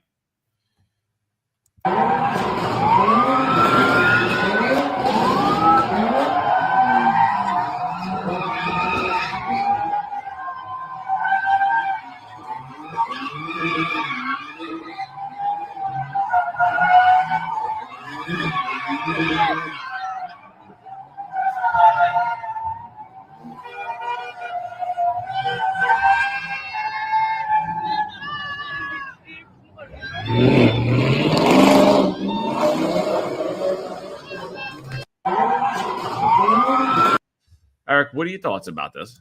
Oh, that's normal. I mean, it's like Fast and the Furious, a drag race in Times Square. And I saw the progression, it getting worse. In my last year, I was pretty much benched as a special operations lieutenant. They transitioned me to the special projects because I could no longer do what I was paid and trained to do. I was faced with the opposition, this attack from an overzealous civilian complaint review board. So I was, but for some reason, it was okay for me to actually be out in the field in Times Square. So I was actually on foot in Times Square, working these details and making overtime. And I saw this happening, but the progression was getting worse and worse. But this here is just a completely pinnacle moment here. It never got this bad. This is out of control. That looks insane. It looks ridiculous. An abomination on Times Square. The tourism benchmark for New York City. That's disgusting. Yeah, and I just want to, again, just go on the apathy in New Yorkers. Like, it's disgusting. This is Councilwoman Vicky Palladino. I'll put this out. And she says this: meanwhile, in Times Square, total chaos and lawlessness. We would have never seen this 10 years ago. Never would have saw this. This never would have happened if we had effective leaders in the New York City Police Department. If we had an effective mayor, this would not happen. I mean, there's probably 20 cops stationed there right now, and this is going on. 20, maybe even more. Maybe even more. This is what's going on in New York City. Total lawlessness. We lost control. So this is what she says. This is what a city run by progressives looks like. You're right, because it's being run by progressives. She's right. Criminals with no fear of consequences, because consequences have been completely removed by a city council and a state legislator, totally committed to depolicing with zero concern for public order or safety. You're right, Vicky. Thanks for looking at my tweets and just copying it, basically. And then she goes on to write, think it can't get worse? You'd be very wrong. A new group of far-left radicals are preparing to take the mayor's office and promise to make the de Blasio era look like a golden age in comparison to what they have planned. Complete deflection, complete bootlicking for Eric Adams and what appears to be his corrupt buddies. You know, it's funny. She's trying to make the inference that things are actually better under Mayor Eric Adams than they were under former Mayor Bill de Blasio, which I'm no fan of former Mayor Bill de Blasio. He's a complete idiot, a complete fascist. But again, we were far better then than we are right now. So for her to make that inference is absolutely ridiculous. She's trying to analyze and give the perspective that things are going well. And then up to this point, now we're going to make a complete 180 and put the city on its heels. Where have you been, Vicky? Where have you been? Another one. Get that bum out too. Get the bum out. Honestly, why is Marlon Bethel still out of work? Why are there firefighters that are homeless? Why are there cops that are homeless? Why are there teachers that are homeless? Why have you not advocated? Oh, you know who else put in a religious exemption but had it approved? Oh, Vicky did. That's right. That's right. Vicky didn't take the shot. Vicky didn't take the shot, but is Vicky fighting for you? Did she say when I started speaking out, why is John not at work? No, she didn't. And you're 100% right. She's making the inference that actually Mayor Eric Adams is doing a good job while ignoring the fact that she literally it's just sat there and said, look at New York City. Look what it looks like on the progressives. So you're saying that it's Bill de Blasio's fault. It has nothing to do with Eric Adams. He's trying. John Schell's trying. You know, she was going to have that meeting with Joe and Patrice from Blue Lives Matter and John Schell, and they were going to come speak about public order and safety. I'm like, I wrote to her. I said something. I was like, this is an absolute joke. What, we're going to hear that crime's down and Eric Adams is doing a good job? She's like, just come, John, and listen to what they have to say. I'm like, no, I'm not going to come and be spoken at. I'm not going to come and be spoken to. If it was a conversation where I could ask questions, I would do it. But I'm not going to be spoken to by people who go on the news constantly and deflect the issues. Look at this. This is New York City. This is the middle of the day in New York City. It's the middle of the day in New York City. But yeah, no, Eric Adams doing a great job. Everybody should thank him. And you shouldn't ask any questions about what's going on. And you should just make sure we keep him in power because things could get much worse. That's what she's saying. That's what she's saying. Look, murders soar 60% on New York subway, nearing records. Murders soar. Murder. Now, but don't worry, crime's down now. Crime's down. Well, absolutely. It's, again, more gaslighting from the public, more gaslighting from the politicians. And what is it? You know, it's what we say all the time on this podcast, that these Democrats and these Republicans in New York, the lines have blurred, and it appears to be one party rule. We talked, I think it was Patrick Jordan earlier. Hey, Chief, how you doing, by the way? Referring to New York State being on this one party rule. And I believe we are. Even with Republicans, it seems that they're all towing the same line and want to gaslight the public and just completely change your perception. Like, Vicky, where you been? You see the faults in the police department. You see that the administration has no leadership. You see that Mayor Eric Adams is riddled with sketchy friends. Everyone that he puts in his neighboring positions as aides, and anyone that's supposed to facilitate this administration has been shrouded by bad judgment and clouds of suspicion. And she's not going to acknowledge that. And we're supposed to have faith in her abilities. Come on. Again, get that bum out too. So, and just one more thing on her. So Jason Curtis and Anderson, if you guys don't follow him, I suggest you do. He does great work. He worked for the Post, and now he's like kind of independent. And I think he's helping to run an organization, One City Rising, where they're really pushing back at the socialists in New York City. So everyone feels it. Everyone feels what's coming around Adams. I think everyone gets anxiety, right? And everyone always says, oh, it's the devil you know, John. It's the devil you know. And I'm like, nah, I'm not. I'm not okay with it. No. I'm not gonna butter up with the devil just because I know him. I'm not. I refuse to. So he writes, what would New York City look like if the next mayor moves left on public safety? One, Jason, I don't see how anyone is further left than Eric Adams. I don't see it. He's a far left radical progressive. This is what New York City looks like. New York City just hasn't peaked yet because the decline is still happening. The decline is still happening. So he says more crime, more gaslighting, that crime actually isn't happening, and a harder environment for police, more money for criminal justice and racial justice nonprofits, which is, Jason, exactly to a T what is happening currently. It's exactly to a T. We have more crime. We get more gaslighting. Crime's not happening. We have a harder environment for police. We have more money for criminal justice and not. This is exactly what's being happening. coupled with 1PP running an extortion racket, coupled with contracts being sold for profit, coupled with all this stuff, right? So not only do we have this, we have what appears to be a systemically corrupt New York City upper echelon police department and the entirety of Eric Adams' office, as well as his appointments. So now Councilwoman Vicky Balladino jumps in. This is a 5-alarm fire. And I don't think many really appreciate where we're headed. Things can't get worse. Second time. You have no idea how much worse it could get if Adams departs and is replaced by one currently announced candidate. So again, bootlicking for Eric Adams. Absolute insanity. So we're better off with the devil we know that could potentially be selling contracts, hundreds of millions of dollars out the window, that doesn't care about public safety, gives all of this money to nonprofits and his friends, while One Police Plaza, in conjunction with the mayor's office, is running a protection extortion racket and God knows what else. And she's telling you, no, we should just stay. This is a 5-alarm fire. We need to protect our mayor. Vicky, how compromised are you is the question. How compromised are you? Well, let's rhetorically speak here. Let's say, for instance, Mayor Eric Adams had the best people around in his circle, separate from the police department, and there's no shroud of judgment. There's no clouds of suspicion. Let's rhetorically speak, because that's not the truth.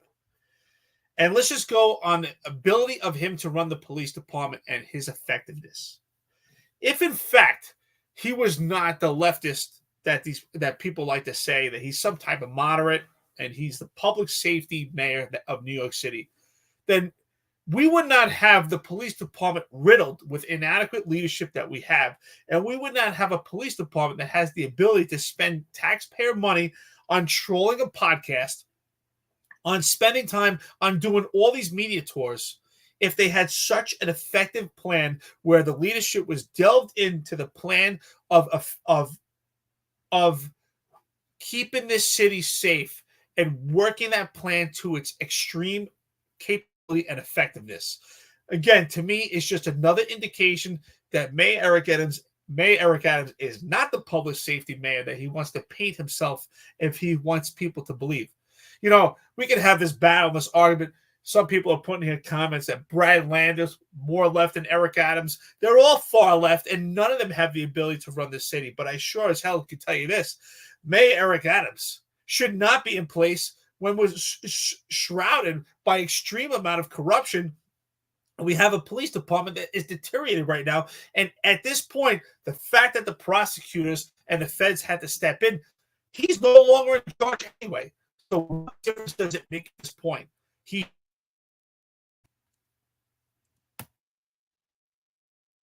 You're into that shit wherever you are today, Eric.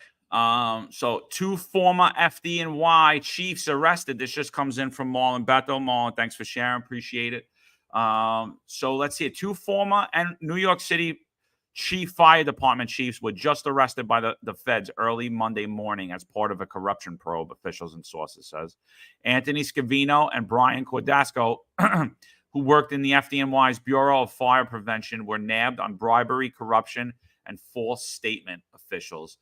According to officials, multiple sources told the Post the arrests are tied to a long-running Southern District of New York investigation.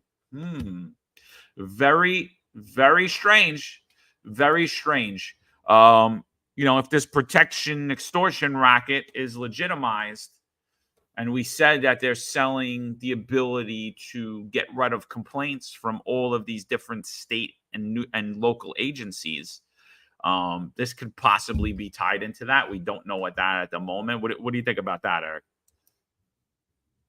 Absolutely. There could be a nexus. There could be a total connection. And if there's not, it's actually far worse, again, because it's what we talk about, that there's levels of corruption in this administration that take a different path and different angles. And at this point, we have so many facets of clouds of suspicion that no longer do we know what's actually intact anymore for this entire administration and what agencies other than the police department have been compromised in a potential level of corruption. Again, they could stem through the entire city and through the entire state, which could be the largest corruption scandal we've ever seen in New York State, which could be the largest corruption scandal in the entire country. This is what we're facing right now. It just shows you, again, how I always say it. Again, leadership is the most important thing for an organization, especially administration. It can be responsible for it thriving, but it sure as hell will be the one to blame when it corrupts and it deteriorates. And that's where we're at right now. And we have to hold Mayor Eric Adams responsible. And all this bootlicking that we see and this pandering to Eric Adams is not good for public safety. It's not good for the benefit of New York City. It's not good for the residents. It's not good for taxpayer money. It's ultimately the decline of New York City. We see the Great Escape. John, what were we talking about offline? We're talking about Wall Street, right? How does this all affect Wall Street? They're all leaving right now. It affects it big time. This could be the financial crisis that tears down the entire country. This is huge. So if anybody thinks that this is isolated, encapsulated just to New York City and just to some agencies, oh, this is encapsulated to New York City, NYPD, or this is encapsulated to fire department, absolutely not. This is spread deep within. This is spread throughout the entire state if the corruption, in fact, is true. And again, I'm going to say it. In my opinion, the preponderance of evidence is met. 100%. This also comes out, before we get on Lisa Zornberg, Sal Greco just put this out. This is another thing I think ties in. He said the New York State Liquor Authority had an open complaint against Consofrito in the Bronx, former NYPD Police Commissioner Ed Caban's brother, Richard Caban's business. In late 2021, that inexplicably was withdrawn without explanation. The SLA was attempting to revoke their liquor license. So again, this is what another state agency involved. Why was the complaint withdrawn? There should have been an explanation of it. I didn't get a chance to review the documents, but I'll definitely look at that. But that's what Sal Greco is reporting this morning. I mean, that's another. It's got to raise red flag about everything that's going on. Everything that's going on has to raise a red flag. Should we have we could go back to Bill Bratton later. So what happened Saturday night, 10:30 at night, Lisa Zornberg writes this letter to Eric Adams. Dear Mayor, it has been a great honor to serve the city. I am tendering my resignation effective today, as I concluded that I can no longer effectively serve in my position. I wish you nothing but the best. Respectfully, Lisa Zornberg. You know, I said I made a joke, but it's so true. I said, this is even more brief than Eric Adams' press conference when he introduced the new interim PC to New York City and New York State because he had no idea who the PC was. But this is even more brief. But it's a huge indication, you know, to leave on a Friday. To leave on a Friday before the weekend comes, starting the Monday. She's 10:30 on a Saturday night. I mean, 10:30 on a Saturday night. Yeah, I mean, the fact that 10:30 on a Saturday night before Monday comes that she has to represent Eric Adams is a clear indication she wants no part of it. Again, that's why I put out a tweet and I said, "Is weird normal, or is normal weird?" Because that's what this is. This is strange. And if anybody doesn't think this is weird, that this is insane what's going on in this state and in the city. No one's going to be left. But just an indication to me that she wants no part of it. That's what I see. And she didn't put any particulars on this. She left it brief, like, goodbye, see you later. I want nothing to do with this. I don't even want to talk about it. I'm not going to leave room for questions, and I'm not going to leave any room for any explanation. Well, I think she does explain it a little. I do. I think it's brief, but I think she explains it. I concluded that I can no longer effectively serve in my position. Something that I would say is if I was stripped of my authority. So I don't know any of this. But again, like I said, if we had effective leaders in state government, if Ed Caban needed to resign, Eric Adams needs to resign. Yes, that means Jumaane Williams will be the active mayor. Yes, that means that a special election will come in place. That means that for once, maybe the GOP needs to run an effective candidate, not a Curtis Lewa, not some shill who's being paid to lose, somebody that could actually win the seat of the mayor in New York City. That means that instead of going to work and going out to eat after work, you might have to inconvenience yourself a little bit and go vote for 5 minutes. That's what that means. That New York City mayor residents might have to actually go check a box for 3 minutes and get away from their social life. Yes, that means that. That means that. So again, I said mayoral control. It appears, well, not that it appears. If the ask is that you will place someone from the outside, that is actually a tell. That means that the New York City Police Department has fell under federal control. Lisa Zornberg, 10:30 on a Saturday night, tenders this resignation and says, I can no longer effectively serve in my position. I'm sitting here and I'm saying, are the feds in control of her position as well? Because that's what it sounds like to me. That's what it sounds like to me, is there is an intervention into this entire administration. And if that's the case, Kathy Hochul's allowing all of it. Again, Kathy Hochul hasn't said a word. The majority of city council hasn't said a word. The majority of the assembly, all of the assembly and the Senate haven't said a word. Letitia James hasn't said a word. The only people that are saying anything are the far left socialists, who, by the way, I wholeheartedly agree with on this issue. And the other people that are saying something are the conservatives in New York City. And what are they saying? We got to just keep Eric Adams because he's good. While we're now under federal control because Eric Adams and his entire administration, whether these allegations are true or not, are compromised. And now the chief legal officer from New York City steps down. Do you think I'm far off in what I'm saying, that possibly there is federal intervention going on at every level of government in New York City? No, absolutely not. I mean, that's a thought that came to my mind also. Absolutely. I mean, it's clear that New York City is now under federal oversight and actually federal rule. And I said, I don't believe at this point Mayor Eric Adams is no longer in charge. He's now the same figurehead that he's put Ed Caban as police commissioner. He put Key Chan Sewell as police commissioner. He's now in the same position. Isn't it funny? You do unto others and comes onto yourself. So he's now in the same position. But that's a great point, because you and I both agree that if this corruption scandal does have teeth, it's going to seep through the entire state. So if that's the case, then everything that we've actually had the assumption and our observations are accurate, that this corruption probe is seeping through the entire state and requires federal oversight on the entire state level, and just shows another complete failure by Governor Kathy Hochul. It goes back to what we always say, that the Democrats, especially these Democrat socialists, they administer the problems and then they want to treat the symptoms.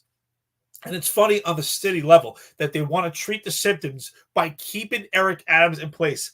Everyone wants to overlook the fact that he has sketchy friends. Everyone he puts in place has a sketchy past. And he puts in place has a connection to each other and just shows more clear potential for corruption based on nepotism. Tiny Kinsella has ties to Banks. Banks has ties to Adams. And Adams has ties to Madry. And Madry has ties to Adams. And Kaz Daughtry has ties to Madry. And we can go on all day just to show you the amount of nepotism that has infected on the city level. And we're starting to see it seep through on the state level. And again, that's a scary thing, right? We've been so progressive, the Democrats, that we're now regressive. And we're getting to a point that we no longer have control on a state level, that it's going to be federal oversight. But again, you know what? This is what they want. So they got what they wanted. So this article comes out from the city. I didn't read it yet, but a lot of people sent it to me. They're like, please read this. So let's see what it says. So Adams' ex-legal counsel repeatedly advised key aide since raided by FBI on migrant contracts. Lisa Zornberg, who resigned abruptly at 10:30 on a Saturday night without explanation, discussed migrant contracts with Tim Pearson on at least 4 occasions. Pearson's phone was seized by federal investigators earlier this month. So I think we do definitely have to keep in mind that it's been alleged that Pearson and Banks are being looked at for selling contracts for kickbacks.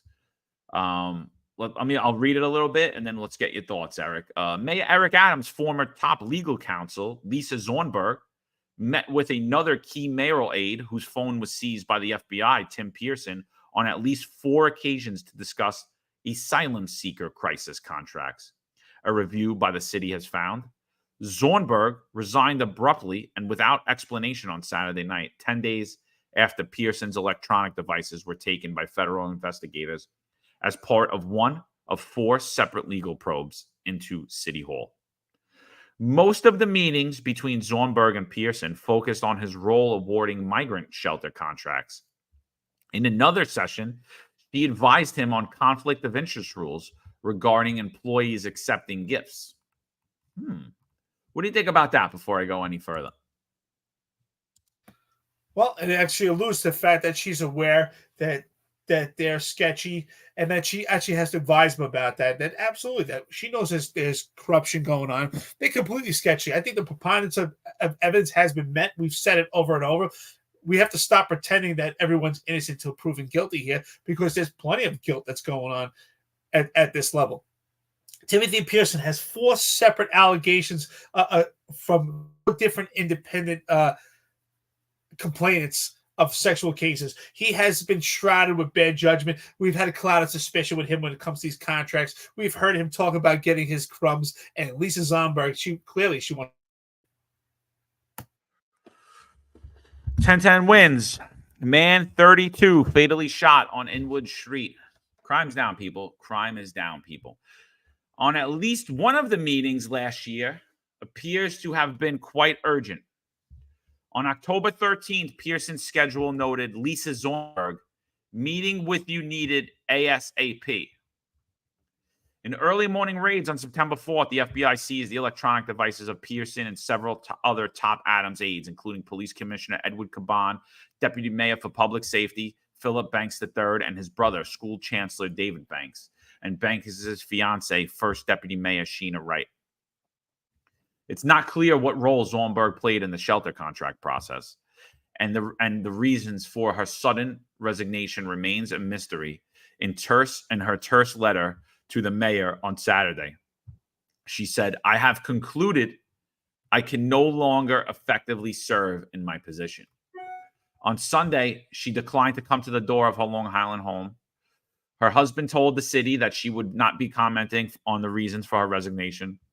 The mayor also declined to provide any information on why Zornberg stepped down when confronted by reporters at the African Day Parade in Harlem. Fabian Levy, the deputy mayor for communications, also declined to explain why Zornberg resigned. The full scope of the investigation being conducted by the Southern District of New York into the mayor's inner circle is not yet known, but there are indications federal authorities are looking at, amongst other things, awarding city contracts. The FBI, for instance, also seized the phone of the third Banks brother, Terrence, a government relations consultant. Terrence Bank was hired by a Florida-based company, SaferWatch, that has been lobbying his brothers, Phil and David Banks, hoping to win a contract to place a panic button app in the school system, in the city school system. Phil Banks appeared to take action after the meeting with SaferWatch's lobbyist, former city council speaker Corey Johnson, and last year, the NYPD school safety unit initiated a pilot program at 5 schools with the panic button app. This is insane, bro. This is absolute. And everyone's like, nah, don't worry about it. Adams is doing a good job. He has 4 separate. Ed Caban stepped down for 1 corruption investigation.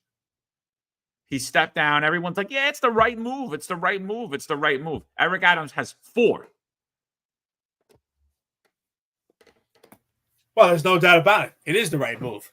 But again, you're absolutely right. We have to reflect on that. If it's the right move for Ed Caban, how can it not be the right move for you when you're shrouded by a cloud of judgment and that there's a cloud of suspicion? And how could you effectively run any New York City agency at this point with the cloud of suspicion that you have?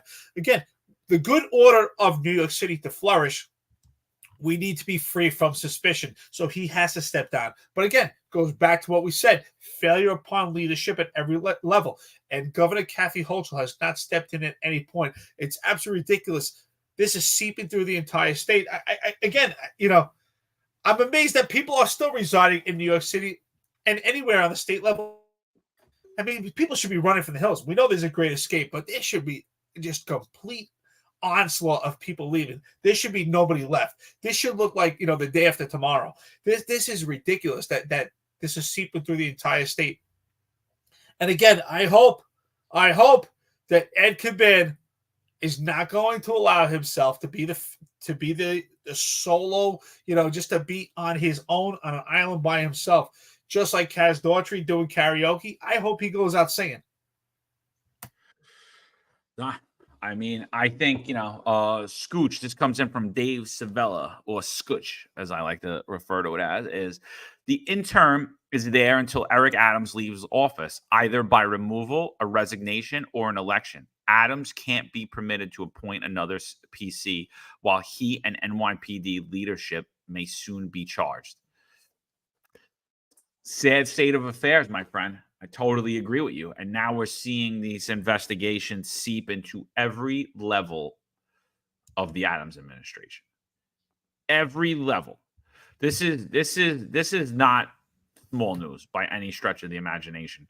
She's leaving at 10:30 at night. I think that we're going to be in for a roller coaster ride this week. I think you're going to see a lot of people resigning their positions, a lot of high-level people.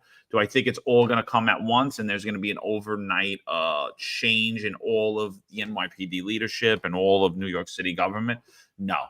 But the walls are rattling through City Hall, and it's rattling throughout every city agency. This is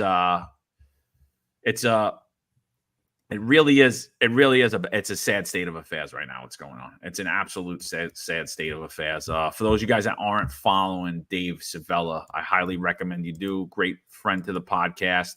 And he's been on the forefront of a lot of this. So appreciate all you've done, Dave, to point out the ineptitude and help provide information on what's going on with this administration. I'm really curious, John. Honestly, we have to look more into this, but I'm really curious about these former chiefs of the FDNY, of what potential nexus they could have to this, because they're taking bribes. Does this have anything to do with trips to Qatar or trips to Turkey? I'm curious if there's somehow some nexus with this.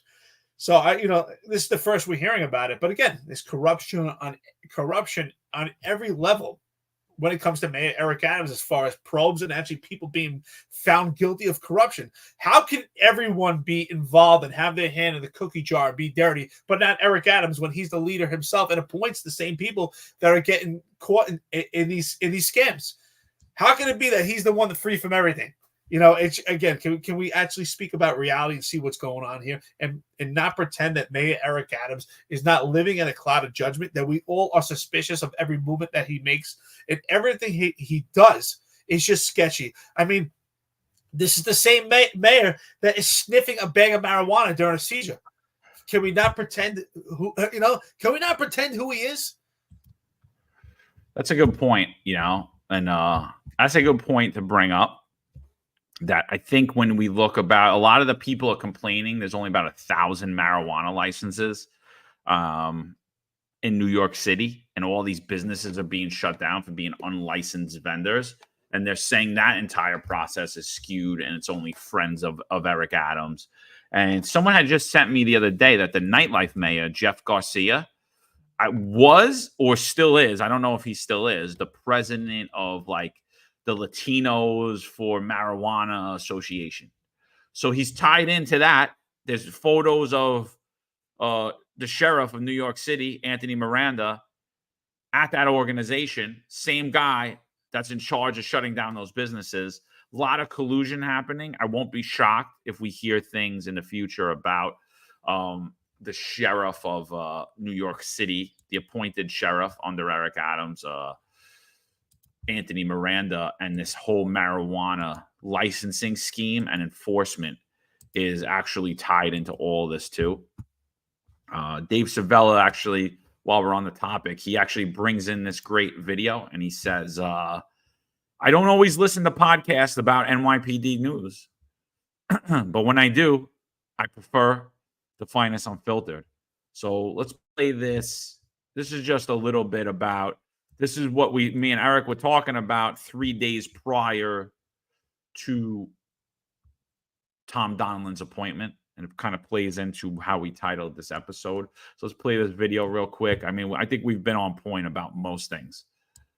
If the police commissioner is involved in corruption and the upper echelon is too cowardly and spineless, like myself and Eric have been telling you for the last year and a half, 2 years, that they'll do anything, that they'll walk their own mother into a gas chamber, and they cannot provide public safety to New York City because they're too politically tied in. If that's true, all of these people should be immediately removed from the New York City Police Department, and the NYPD should fall onto federal receivership until something could be worked out to take its place. I wonder if IEB is doing an investigation also. I can tell you right now, based on my assumption, the answer is absolutely not, which is why John and I said that Internal Affairs Bureau of the New York City Police Department has to be outsourced. It should not be part of the watchdog of the police department. It should be an independent watchdog. A week after federal agents seized his phones, Police Commissioner Edward Caban has resigned. Mayor Adams has named a former FBI agent and Homeland Security expert to run the NYPD on an interim basis. Interim head of the NYPD is someone from outside the department. My sources tell me that it was an ask from prosecutors who wanted to make sure that the person running the agency would do nothing to impede their investigation wherever it takes them. Crazy. I gotta say, shout out to Dave Savella. Thank you so much for making that video and just solidifying the fact that John and I have been at the forefront when it comes to police media, and especially with the NYPD. And our news has been pretty much in lockstep, and I definitely believe that we have been ahead of the news. Our perspective and analysis has been on point. In conjunction with our friends and listeners to the podcast, I really appreciate you weighing in and helping us, and your ideas really come to fruition. Dan Romania says it here. We just spoke about it. John, Eric, do you think the feds are going after Sheriff Miranda next? Seems to me he was in the weed competition for Adams and Banks. Sounds familiar? He was always another clown. Absolutely. We spoke about this on several podcasts. We both believe that it's quite ironic that we have March, which was the multi-agency response coordinated hotspots for when it came to nightlife, replaced by, and yet we have marijuana, which is recently legalized, and yet we see this abomination, what's going on at these weed shops. And of course, I think there's every indication, and I believe that the feds are looking at Miranda right now. I don't know, but I would put my money on it. And then again, just another facet to the administration under Eric Adams with that has a cloud of suspicion. So just the fact that we're even discussing it right now just shows the preponderance of evidence of the amount of different angles when it comes to potential corruption with this administration. It's almost like it's everything he touches has some potential cloud of suspicion. Like, maybe that's corrupt too. Maybe this, even when we just talk about apps, we were talking about apps. Maybe those are corrupt also. Maybe someone's benefiting from those apps. Everything with this administration, everything has dirt on it. So this article comes out on the 14th. Now on the 13th, Eric and I did a podcast, and Eric started talking about how if there is a corruption, protection, racketeering, extortion, racketeering thing, that the fallout is going to come, and it's going to weigh a lot on the special operations lieutenant. Here's a clip from that, and then I want to get into this article that comes out a day later and actually kind of confirms what he's saying.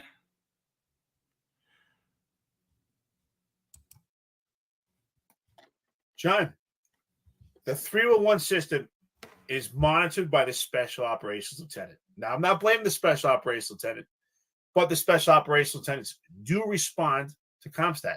I know because I was a special operations lieutenant. You go to the CompStat with the commanding officer. It's the commanding officer, special operations lieutenant, and the field intelligence officer. And the field intelligence officer also look at 301. Now, I'm not necessarily going to blame the field intelligence officer and special operations lieutenant. They may unknowingly be muscle and racketeering without knowing it because they're working under the guise of the commanding officer. But the commanding officer, if in fact this is alleged allegations are true, no doubt about it, is affected by it and is in on it. You cannot be that stupid. There has to be a level of communication with this. Because what do we also know about the NYPD? John, this was always presented to me, and you probably heard the same thing. And I used to hear, if it's not on paper, it didn't happen. Do you remember that? Yep. Right? That was always the theme of the police. That's the NYPD. If you didn't put it on paper, nothing happened. Exactly. So exactly that. If you respond to CompStat, you're a commanding officer of a precinct. They say, hey, listen, we have these nightlife locations, and you have 55 complaints in 4 days at this location. What did you do about it? So if you don't have any paper, any summonses, or any type of enforcement at the location, guess what you did? You did nothing. So that's why everyone is affected by this also. What was the response? You couldn't just say, we went there, showed up, had a conversation, was over. You had 55 complaints in 2 days. There had to be something documented. You had to, in that case, do something, because otherwise, your corrective action did not happen. 100%. And then boom. Right? That's how this article sparks the next day. Now, I don't think it sparked because of us. It sparked because it comes out in the investigation that special operations lieutenants 311 calls are being looked at as it relates to nightlife, and special operations lieutenants are being had their phones removed. So, I mean, so that, like, again, here's just another thing where we've been on the money with this. It's like, it's one thing after the other. So the article comes out, and hold on, I'm pulling it up right now. Federal investigators subpoenaed the phones of a group of NYPD lieutenants responsible for fielding complaints about bars in an ever-widening probe into a scheme allegedly involving the brother of ex-police commissioner Edward Caban, who resigned on Friday, the Post has learned. The special operations lieutenants are responsible for identifying and addressing quality of life problems in precincts through 311 hotline calls, police sources said. So what are your thoughts around that, Eric? I mean, we had a conversation. We spoke in length about these 311s, and we both believe, we understand the position of special operations lieutenant. You're busy, you're out there doing field work, and the 301 is just a daunting system that's an additive to the work that you already have. And some of it is necessary, and some of it is just completely unnecessary. It bogs you down with menial, unnecessary complaints. But again, it goes back to what we said. You may be in a position where the commanding officer say, check this out or check that out, and you might see things that don't look right. But we both agreed you might not report it. It doesn't. Okay, you said not to go to this location, just to squash it and not to write these summonses. You're not necessarily going to report that. You might, maybe the hairs on your neck go up a little bit, but you're not going to necessarily report it. You're not sure. Okay, listen, he said to do this. You're not really looking into it. But again, it just shows you how you could be sucked into some probe and actually tarnished and actually implicated unknowingly. Again, that's why we need a police department that we could trust. Are there some special operations, I believe, that are knowingly implicated? I'm sure there may be. And like I said, because there may be some huge red flags. If you go somewhere, there's a complaint 55, 60 times in 2 days, and there's no paperwork being addressed, that's a huge red flag. That is something so egregious. So again, this just shows how it rips through the department. We spoke about 311s. And again, I want our friends and listeners to know, and I know you know this is not an opportunity for us to be like, look, we were right. we're not glory hounds. We're just saying that, we've had our finger on the pulse and we've been identifying these issues that are going on. You've identified them also. We're working together. That's why we face so much opposition from the upper echelon of the police department, is because we expose the same things that they know, and we're talking about what they don't want to be heard. So, yeah, I mean, so there's a couple of things here, right? Like we spoke about it, and, we said, like, for the most part, I think guys are just going to get caught up in this that really didn't even know what they were doing, right? They had no business. But there are things that you just can't overlook in police. Just because your captain told you to do something that is against the law doesn't alleviate you of it. Now, if you're going to try to take it on your shoulders, I mean, I highly recommend you don't do that ever in your career, because ultimately your captain will say, I never told him that. I didn't know that was going on. I had no idea. I think if any of you guys are caught up or get caught up, you need to let everyone know exactly what happened, what your captain or executive officer or a higher rank than them told you, and what you did.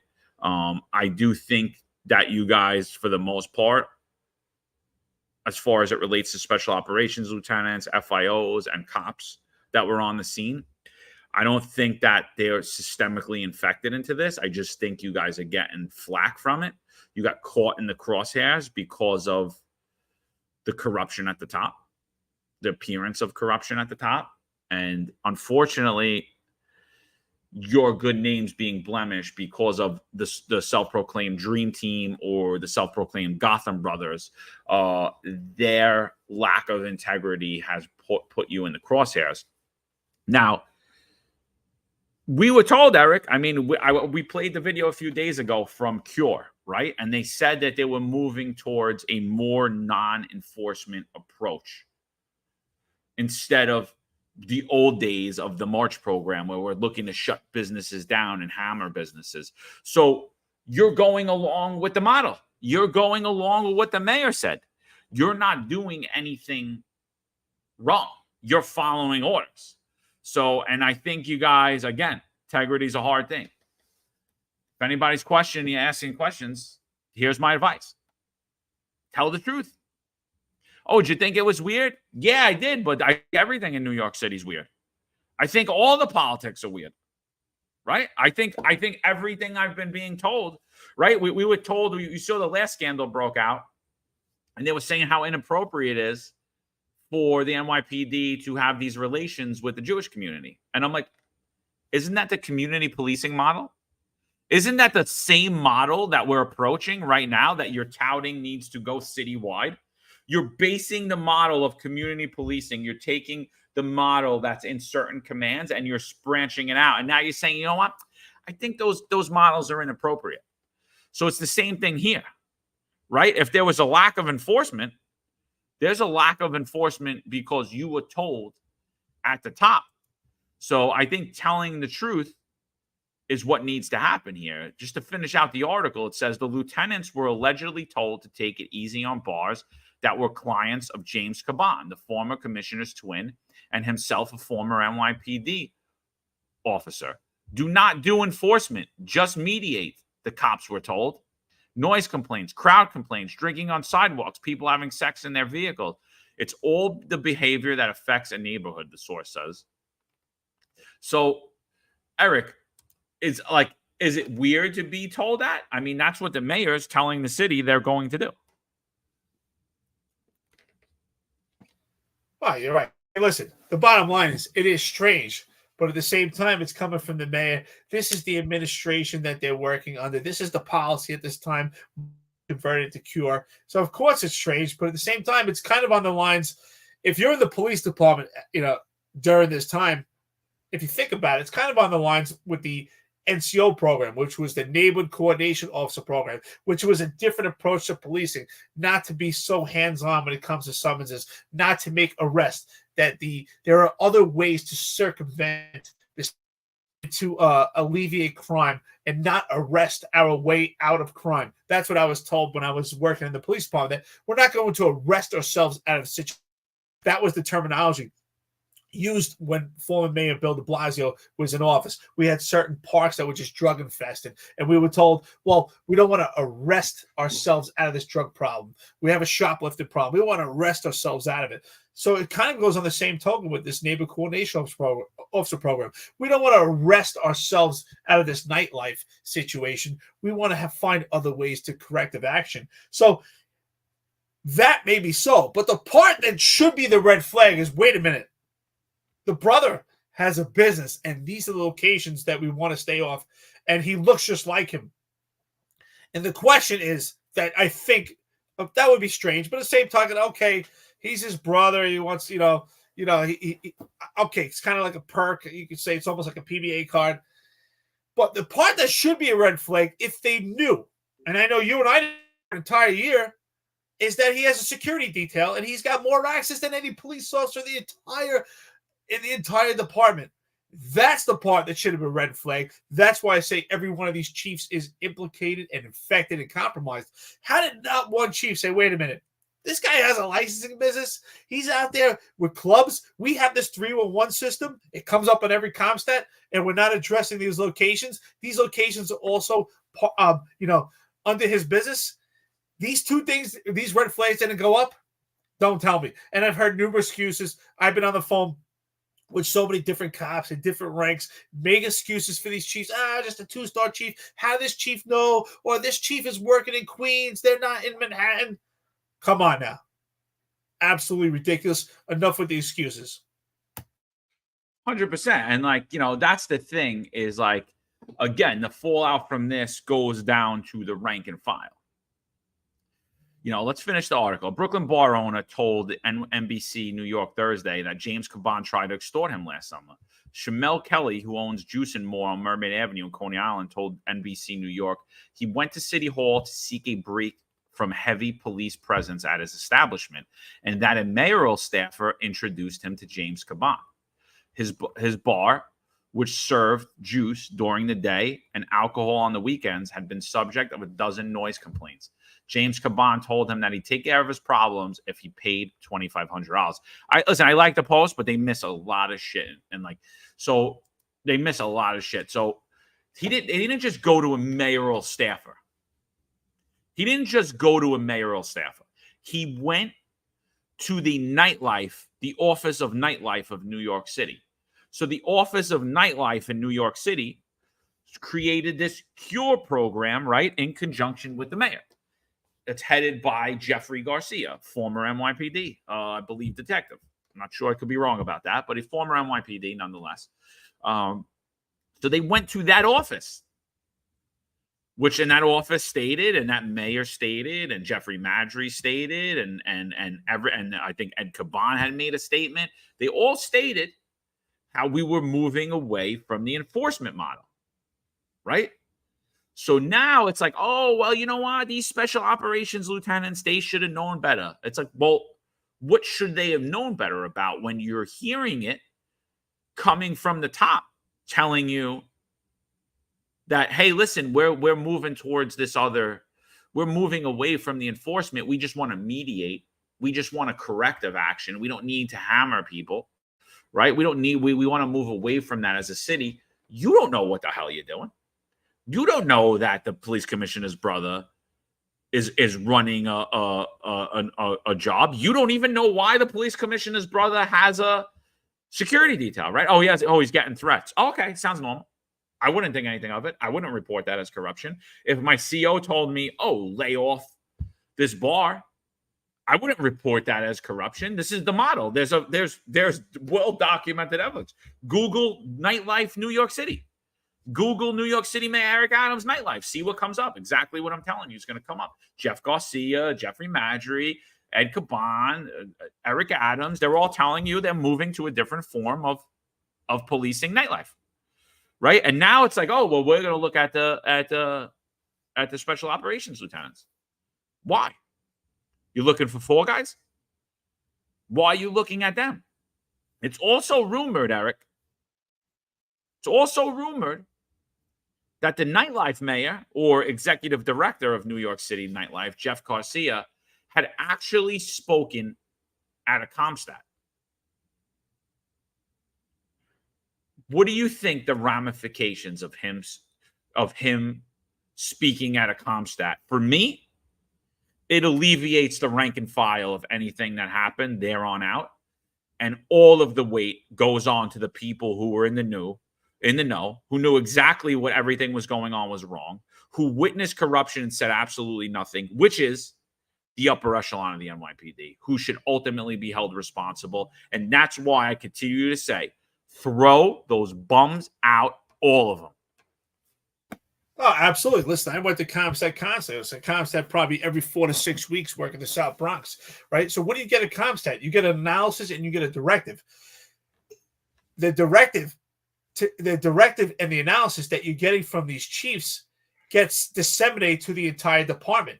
But what do the chiefs know? The chiefs have the inside information that the cops and the special operations lieutenants do not have, right? Special operations lieutenants are there addressing the 311s, but the aftermath of the ComStat is the real meetings. That's what really goes on, where the chiefs get the information that is just on their level. ComStat is what's presented. It's based on what's going on in the commands, and everyone could hear it. The special operations lieutenant could work with the 311s, but it's really the aftermath. It's the post-ComStat meetings that they have amongst these chiefs, where they really discuss the inner linings of the police department. And every one of these chiefs is implicated, affected, and compromised. Again, could they be looking for fall guys? I was thinking the same thing. Somehow everything always gets pushed down. It's back down to the cops and the lower level. And the lowest level of this right now, who could potentially have any and accountability and liability unknowingly, is a special operations lieutenant, because you're bogged down with that horrible 311 system. And yet the 311 system is a major issue at ComStat. Every one of these chiefs is perked up and aware of the 301s. When it comes to 301s, it's the precinct commanders that are involved in a crime strategies plan. It's the crime and control strategy chief. That would be LePetri, wouldn't it? That's the chief of detectives. They're all involved on the 301s, because the 301 is the gateway, right, and the path to alleviate shootings. Do you remember several years ago, actually, there was an article in the paper about the 301 system, about the low-level crimes on the 301 system that were targeted by the New York City Police Department to keep down crime. It was gambling, loitering, all these low-level crimes that were converged in the 301 system, and the crime plan was to attack the 301 system. So this is all well known to the entire upper echelon of the police department. So if they want to pretend that the 301 system, they're not aware of it, and they're not aware of what's going on, it's absolutely ridiculous. But yet the special operations lieutenant, along with the FIO and the cops, could be working as muscle and not even know it. And that's the sad part about it. And I agree with you. What are you going to report here? They said at ComStat, this is the mission, right? Okay, looks okay to me. They don't want to make arrest. I'll go out there and do my job and just address it. I mean, if we were on the job, we may not know, as lieutenants, we may not know that Jimmy Caban has his own detail, but every chief knows. Every chief knows. Where does he park? I'm sure he parks in the same place that all the chiefs park, at One Police Plaza. They all know. But even if you did, it's not going to be anything. They were told he needed it for threats, right? Where were those threats? Right? It's not going to look like anything to you. And the same thing as if your CO is telling you, oh, we're going to lay off of this bar for the 311 complaints and the 911 complaints. Okay, that's what's part of the commission. Arson C here says confirmed. He spoke at numerous ComStats. So now you're the SOL. You're going to ComStat with every chief sitting in that room. And I could just imagine that what this guy's talking about is taking corrective measure. Corrective measure instead of hammering people, right? Corrective measure. But yet sometimes your CO might tell you to hammer a place, and sometimes your CO might tell you to lay off a place. Now, ultimately, he's in charge of that precinct, and it's decision and his decision alone to make which places that's going to be. So again, if any of you guys are caught up in here, tell the truth. Share the text messages. Say why you made the off-cuff conversations that you had with your CO, why you did what you did. Just tell the truth. Because, again, it's going to look like to the public and everybody that you acted as muscle, when, in fact, you were just following orders, and you were following what the city of New York told you. The nightlife mayor is at ComStat speaking, or in front of all the chiefs who knew that Ed Caban's brother had a security detail, who knew he was operating this business, who knew why certain businesses were being closed down and why others weren't. They knew all that. You didn't know that. So kick it right back up, because this appears to be that they're kicking this down to you, right? They're looking for a fall guy. Kelly said, after he said I had to pay him for it, I felt like was trying to extort me. Kelly said he ultimately refused to move forward with the plan and his bar was closed. The mayoral staffer, Ray Martin, was fired Wednesday over his alleged involvement in the scheme. Both Cabans had their phones taken by the feds, along with several members of the NYPD brass and the mayor. None of them have been charged with a crime. Tom Donlon, a retired FBI official, was sworn in as interim police commissioner on Friday. Ed Caban made history as the first Hispanic to be appointed to that post in 2023 and had vowed to crack down on crime. Major crime, including homicides, declined during his tenure. That is an inaccurate fact. That is not correct. That is not correct. Going back to the 301 system, and again, I think the 301 system is key. That's why I mentioned it. Everyone in the department has their finger on the 301 system. Special operations, the detective squads, the crime control strategies unit, the precinct level. The only one right now that's happy is special operations lieutenants in housing. Yes, they monitor 301, but there's no nightlife locations in housing that I know of. At least not for me. When I was a special operations lieutenant, you do monitor the 301s for potential violence, but not for nightlife purposes. But again, this is a system that is monitored by the entire police department. Every chief is infected, compromised by this. Again, I hope that they're not looking for a fall guy, but what do we know? The best prediction of the future is a reflection of the past. And we've seen it on every level. We've seen it through internal affairs throughout our careers. John, you've seen it.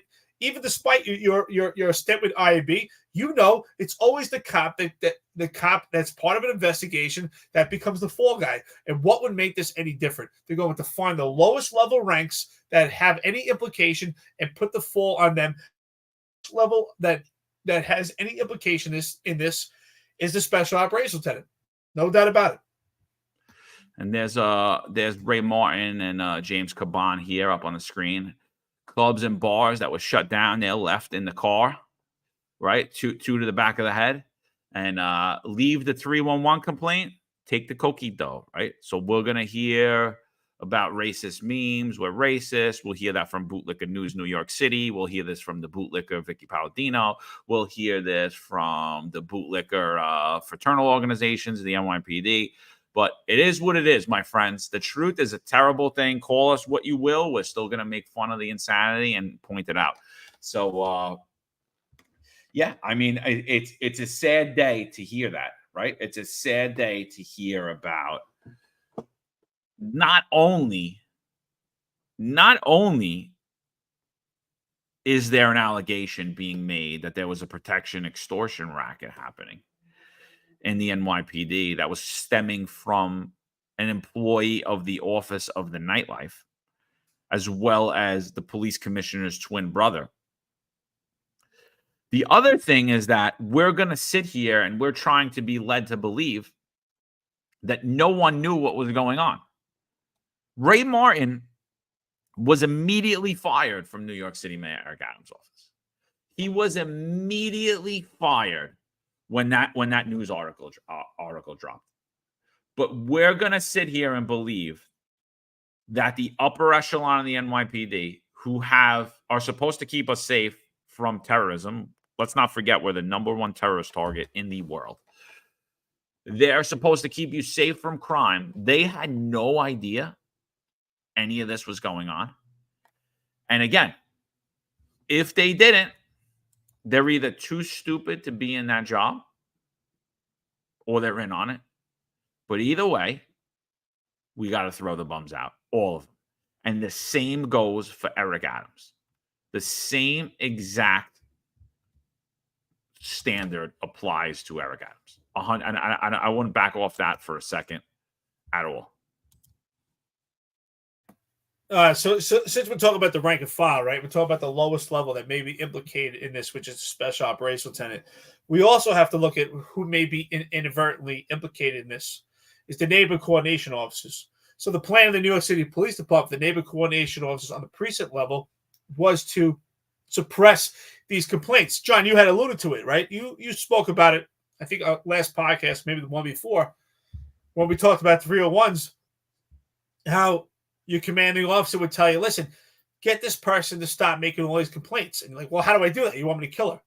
And the same thing would go for the neighborhood coordination officers based on the sector or wherever they're posted is their responsibility. They were informed based on the 301 complaints, get this person to stop making complaints. How do you get this? Because sometimes you have people who are emotionally disturbed and they make complaints unnecessarily. And it just becomes unnecessary work. And I get it. Let's get this person to stop making complaints. Let's find out why, what's going on with this person. They're emotionally disturbed. But sometimes we have people who legitimately have complaints and they constantly contact through the 301 system. So what they would do is they would have the neighborhood coordination officers speak to these, whether they're businesses or residences, and coordinate with this person and give out their department phone number and say, listen, before you make that 301 complaint, contact me. I'm your neighborhood coordination officer and I can address it. So that would also alleviate the system. So if there's any neighborhood coordination officers that you think you may be implicated by respond to these nightlife locations by your commanding officer to have them to coordinate with them and not have them go through the 301 system, that's something also to look at. I would definitely look at that if you're an NCO, neighborhood coordination officer, during this time. If you had that responsibility, I would definitely look back at your phone, look at those 301 complaints, look at the locations that you might have been sent to have a relationship with the business. I would definitely look back at that. Yeah, no, again, the fallout could have touched everybody. Anybody, community affairs officers, anybody, dude, patrol cops. I mean, the fallout's there. The fallout's there. Inside people, outside people, doesn't matter. The fallout on anyone could have been potentially unknowingly used as muscle used as muscle to further a business, which is a potential extortion racket in New York City. Absolutely disgusting. The upper echelon of the NYPD, disgraced. They're an absolute disgrace. Honestly, they shouldn't even be removed. They should resign. But yet I still see John Schell smiling over there like he did something good. Talking about strength and honor, talking about all these things. Should absolutely resign. Here's a photo of the Internal Affairs Bureau. This is what happens when a chief is accused of wrongdoing in the NYPD. Not just any chief, right? Because I got to clarify that. If it's a chief that's not close to the mayor, they'll get that guy. But if it's someone that's politically tied into the mayor, this is what happens. They didn't see anything. Everything's great. So that's them. Ron Layson had just sent us a tweet from the SDNY. They're going to hold a press conference at 11:30. We're not going to stay on to bring you that press conference till then, but at 11:30, they're going to hold a press conference about the arrest of two former FDNY officials caught up in a bribery corruption scandal. So, that press conference will come. I think they're going to play that on X. So, but I don't think there's any need for us to stay on to watch that. I don't think they're going to give you too much information, but it's definitely worth a watch. Oh, absolutely. I definitely think that it's going to be, if anything, just like this typical administration, it's going to lack transparency. But so at this point, we have to question. Those should be the questions, and I hope that we actually have questions from the reporters. Is there a nexus to Adams? Is there a nexus to these other private contracts? That's what we want to know. Is this all tied in together? And I suspect it is, but again, that's only assumption and suspicions. I'm sure we'll find out to see if these reporters ask questions. But what do we see lately? We see brief conferences to avoid questions. This is the most, precarious time we've ever seen in New York City, where the media is just completely blocked out. And I've never seen the media so meek as we see right now. But I do think they're firing back. We've seen some of the titles recently. I think the media is firing back in their own way, and they're kind of playing possum. So I would definitely pay attention to that. Yeah, so I just want to bring up a tweet. This information comes out from Detective 16-year intelligence detective Marlon Bethel. He found this because who is Ray Martin, right? Who is Ray Martin that he works at the Office of the Nightlife? And how close ties does he have to New York City Mayor Eric Adams? So I just want to bring in that. Laura's on here. Laura, appreciate you always. She says repost, like, subscribe on the platform, share, follow the finest Unfiltered.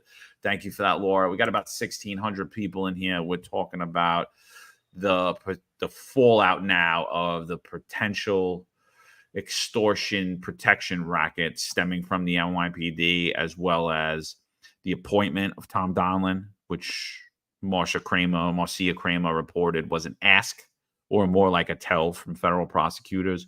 We spoke about why Lisa Zornberg, we believe she stepped down. We spoke about Lisa Zornberg having numerous meetings with Timothy Pearson, who's been alleged to have been sold migrant contracts, which he was in charge of for kickbacks. We spoke about a lot of things. We spoke about that 2 retired FDNY officials were arrested by SDNY today in a corruption probe. And that press conference is going to come out at 11:30. But here's what I wrote after Marlon sent this, and I'm going to play the clip of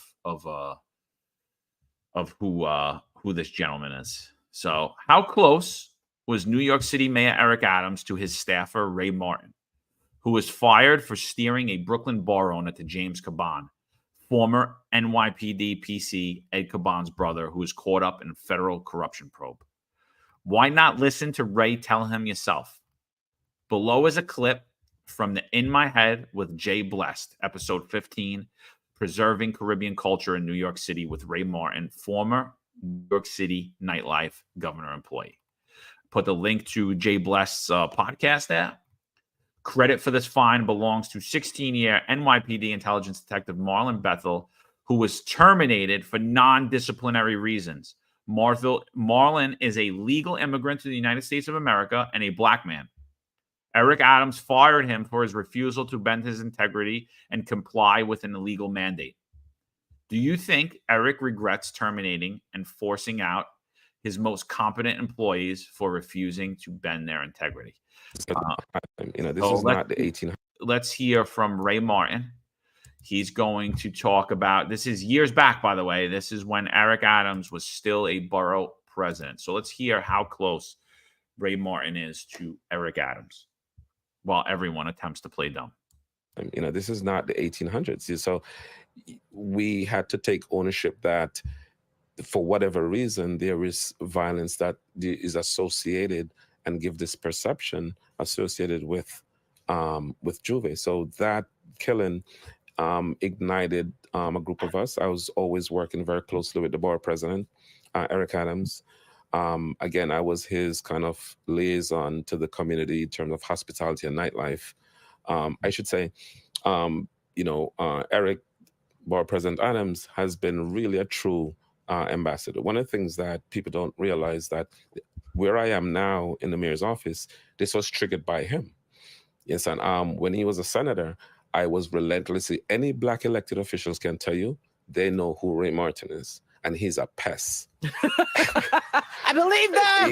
He's a damn pest. Yo, shout out to Borough President Eric Adams. I had the honor of being one of the youngest people on his committee, on his Caribbean Heritage Committee back in 2014. I know that he's a staunch promoter of culture and our people of color. He's also very much into health. So I know that we're going to make sure he hears this episode that he I'll help you to get him on the show. I would absolutely love that. All right. I would absolutely love that.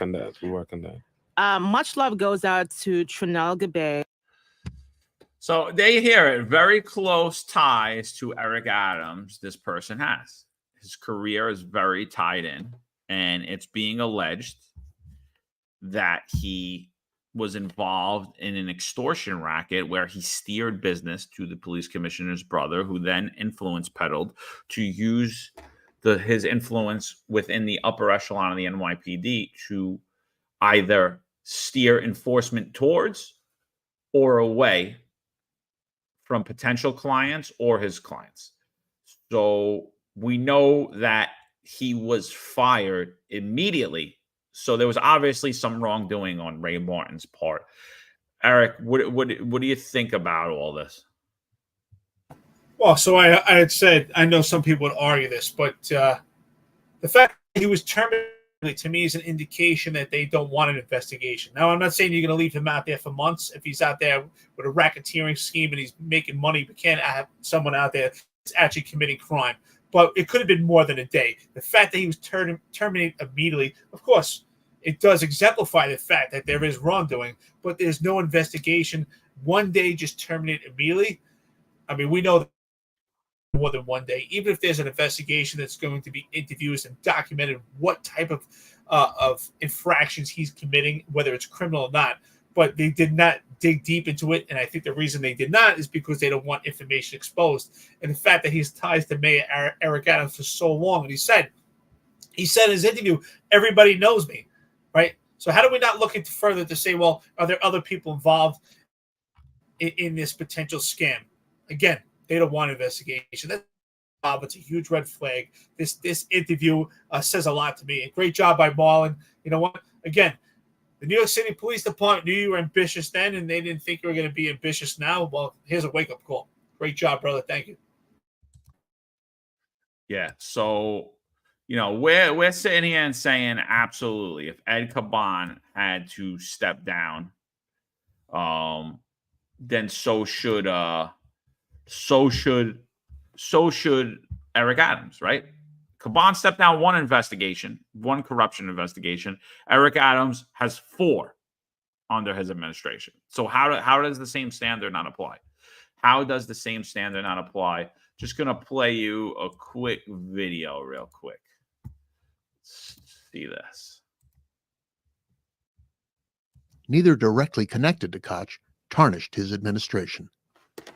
In 1986, Donald Maness, the Queensborough president, fell under investigation for taking kickbacks. Maness committed suicide a few months after the report surfaced. In the Bronx, Stanley Friedman, another Democratic power broker, was proved corrupt and landed in prison. The only really low spot for you as mayor was when a series of really unconnected graft and patronage scandals came bubbling up out of the Brooklyn and Queens and Bronx political machines. And you said you even considered killing yourself. I went into a state of depression. Now, you have to keep your sense of yourself if you're mayor. You can't go to a doctor and be treated for depression and public thinks that it has a crazy man at the helm. Can't do it. At least I couldn't do it. So I didn't tell anybody. I suffered. You know what depression means? It's physical. One Sunday, I'm lying in bed. I can't get out of bed. And a telephone call from the Cardinal, John Cardinal O'Connor. And he says, Ed, I know you're depressed. And you shouldn't be. Everybody knows you're an honest man. Everybody. I can hear him say it.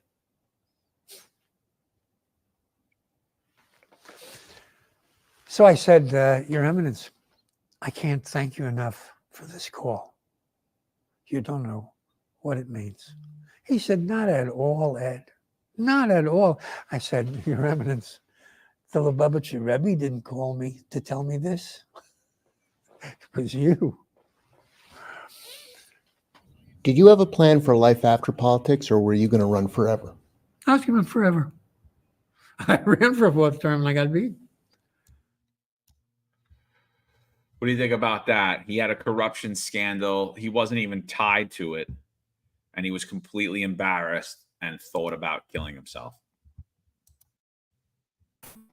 About character, right? I mean, just cloud of suspicion on its own deemed his character to feel a sense of embarrassment because he saw himself as in a leadership position based on what I heard, which I had watched before.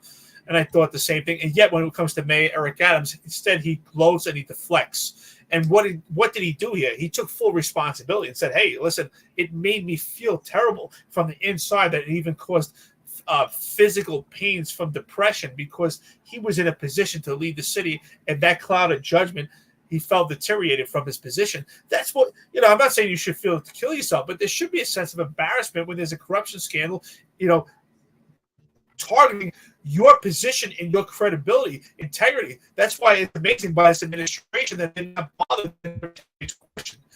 Mayor Eric Adams should be shamed that they're questioning his integrity, and not just one time, 4 corruption cases, and all his friends are shrouded by bad judgment, cloud of judgment, and him being riddled as the nightlife mayor. And then the New York City Police Department, which should be the exemplary example, integrity, is just riddled with bad judgment right now. We have 2 idiots who deemed themselves the Gotham brothers and embarrassed the police department on social media, have completely tarnished the entire department and created more suspicion.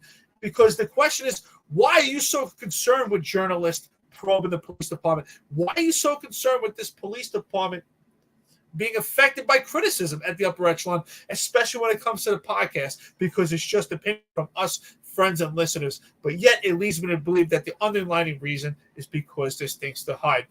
And it is your egos, but it goes far beyond that. Arbed, thank you so much for always dipping into your pocket. $9.99, I really appreciate it. You guys, plus at Sal Greco, so Sal, if you're still here, to shout you out, have been doing fantastic work exposing corruption in the DI mayor's office and the NYPD top brass / nightlife crews. Rumor equals bagman. Ray equals illegal alien. Watch your cats. Thank you so much, brother. I appreciate it. Thank you so much for always being a friend and listener and riding with us this roller coaster daily. Appreciate it. All right. So before we give our closing thoughts, we're gonna get out of here. This is a little video by Dave Savella, what happens if in fact New York City mayor is either removed or has to step down. I do believe that he should have stepped down already, and if he was unwilling to step down, he should have been removed by Governor Kathy Hochul, and that would restore the NYPD and ownership back to the city instead of what we're seeing is a federalized government in New York City, a downplayed federalized government in New York City, because ultimately the mayor picks the police commissioner, not federal prosecutors. So if federal prosecutors are telling you who you can and can't appoint, guess what? You're a federalized police department. Not only in that, you're a federalized city. So Eric Adams, whether he's guilty of anything or not, is compromised. He's surrounded in 4 scandals. Same was true for Ed Caban. Whether he was guilty or not, he was compromised. He was surrounded in scandal. He should have known. He should have known. Not knowing is not whatever. And by the way, the feds don't raid your house, take your phone, and search your home for absolutely no reason. I'm not going to believe that because Eric Adams one time said that the migrant crisis is going to destroy New York City. I don't believe that was the fallout from that statement. So here we go. This is what's going to happen if Eric Adams is removed. So what happens if New York City Mayor Eric Adams is charged with federal crimes? This is outlined in the New York City Charter in Chapter 1, which covers the mayor. Section 9 of Chapter 1 states, quote, "The mayor may be removed from office by the governor upon charges," end quote. And that means that Kathy Hochul has the power to remove Mayor Eric Adams should he be charged with crimes. Now, if Kathy Hochul does that, then Section 10 of the New York City Charter covering the mayor, that kicks in. And that covers the succession process for the mayor. Subdivision B of Section 10 covers who replaces the mayor immediately should he vacate the office. And the order of succession is first the public advocate. If the public advocate is not available or found ineligible, then it defaults to the comptroller. And if the comptroller is found unavailable or ineligible, then it defaults to a different person to be selected under the terms as outlined in Subdivision C of Section 28 in the order of succession. So theoretically, at least, although highly unlikely, someone not Jumaane Williams, the public advocate, or not New York City Comptroller Brad Lander could end up becoming mayor of New York should Eric Adams vacate the position, but that's highly unlikely.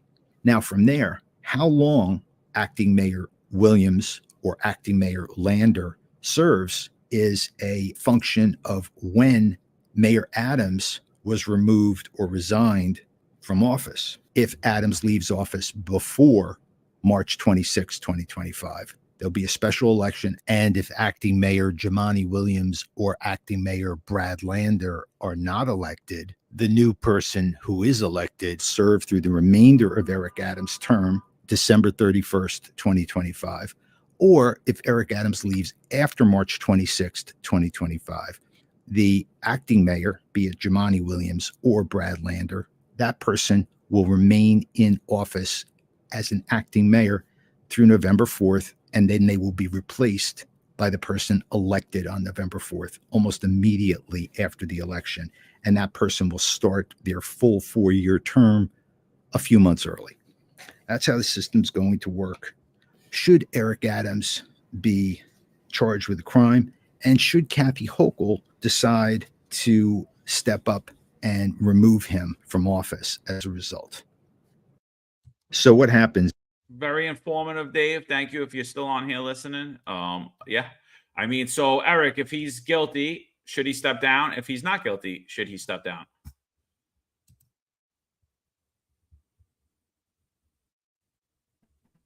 Eric, you there? He must be frozen.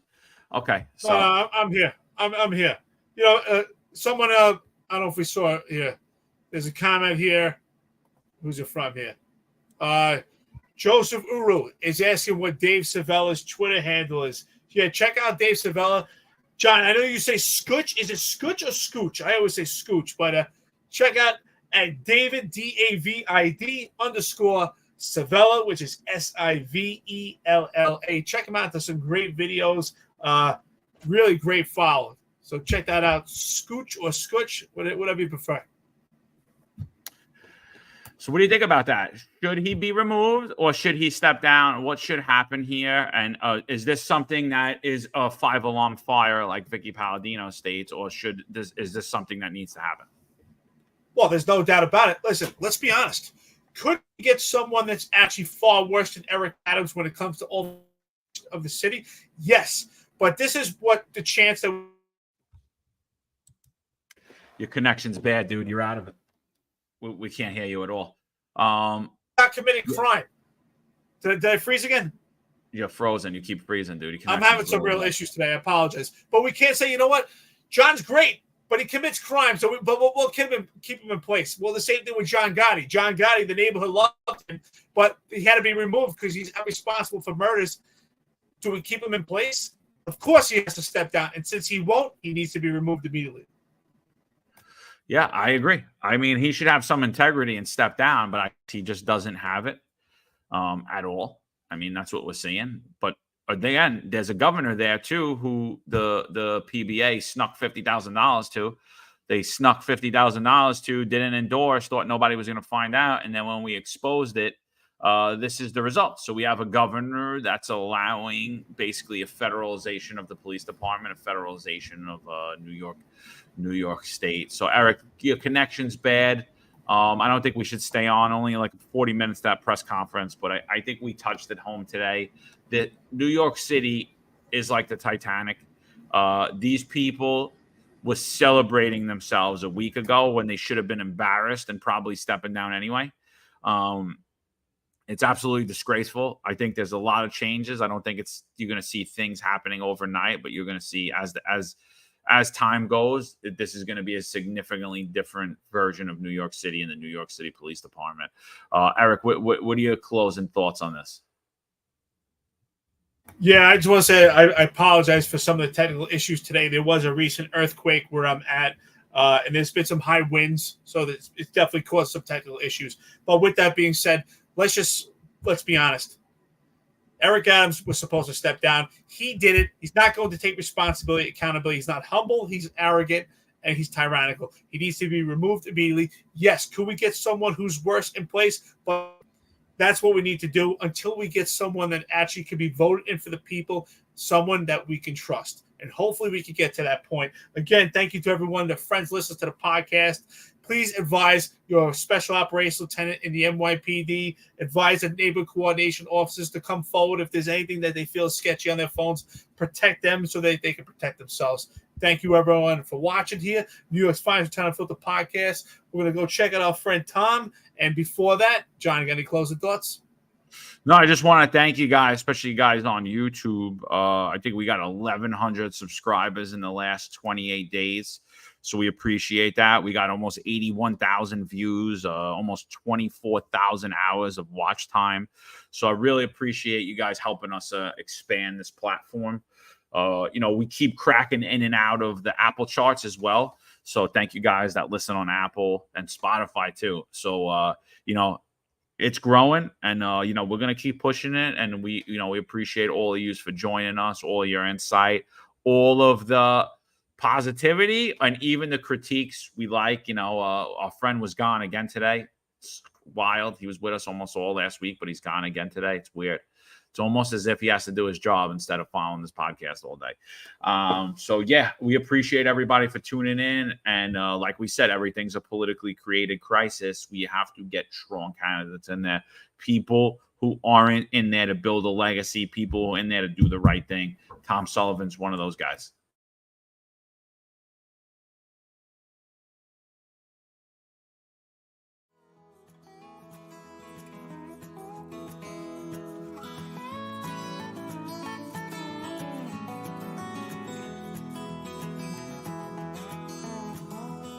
Tom Sullivan is the Republican, Conservative, and Common Sense Party candidate for New York State Assembly District 23.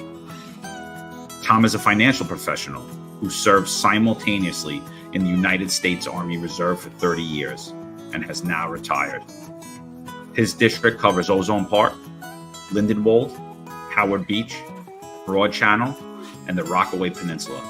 Come November, I would empower our law enforcement agencies to go out there and do their job and not put them or their families or their pensions at risk for doing their jobs. We need drastic change in Albany so that we have a say in this matter, and they realize people of New York State will hold them accountable.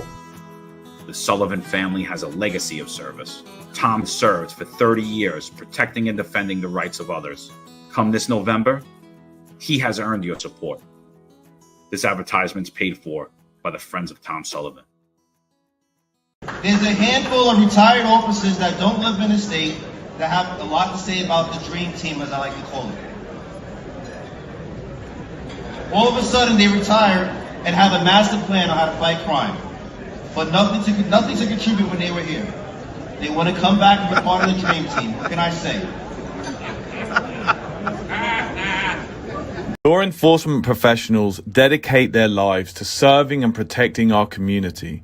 But who's protecting their financial futures? That's where Laidlaw Blue comes in. Our wealth management platform is specifically designed for the law enforcement community. Laidlaw Blue is a division within Laidlaw Wealth Management, run by retired New York City detective John McDermott. His status as a retired detective uniquely positions him to establish a deep connection between Laidlaw Blue and the law enforcement community. Our platform is easy to use and provides a range of financial services, including investment management, retirement planning, and insurance solutions. With Laidlaw Blue, you can secure your financial future and provide for your loved ones. Our team of experienced financial advisors understands the unique challenges and opportunities that law enforcement professionals face. We're here to help you navigate the complexities of financial planning and achieve your goals. Laidlaw Blue.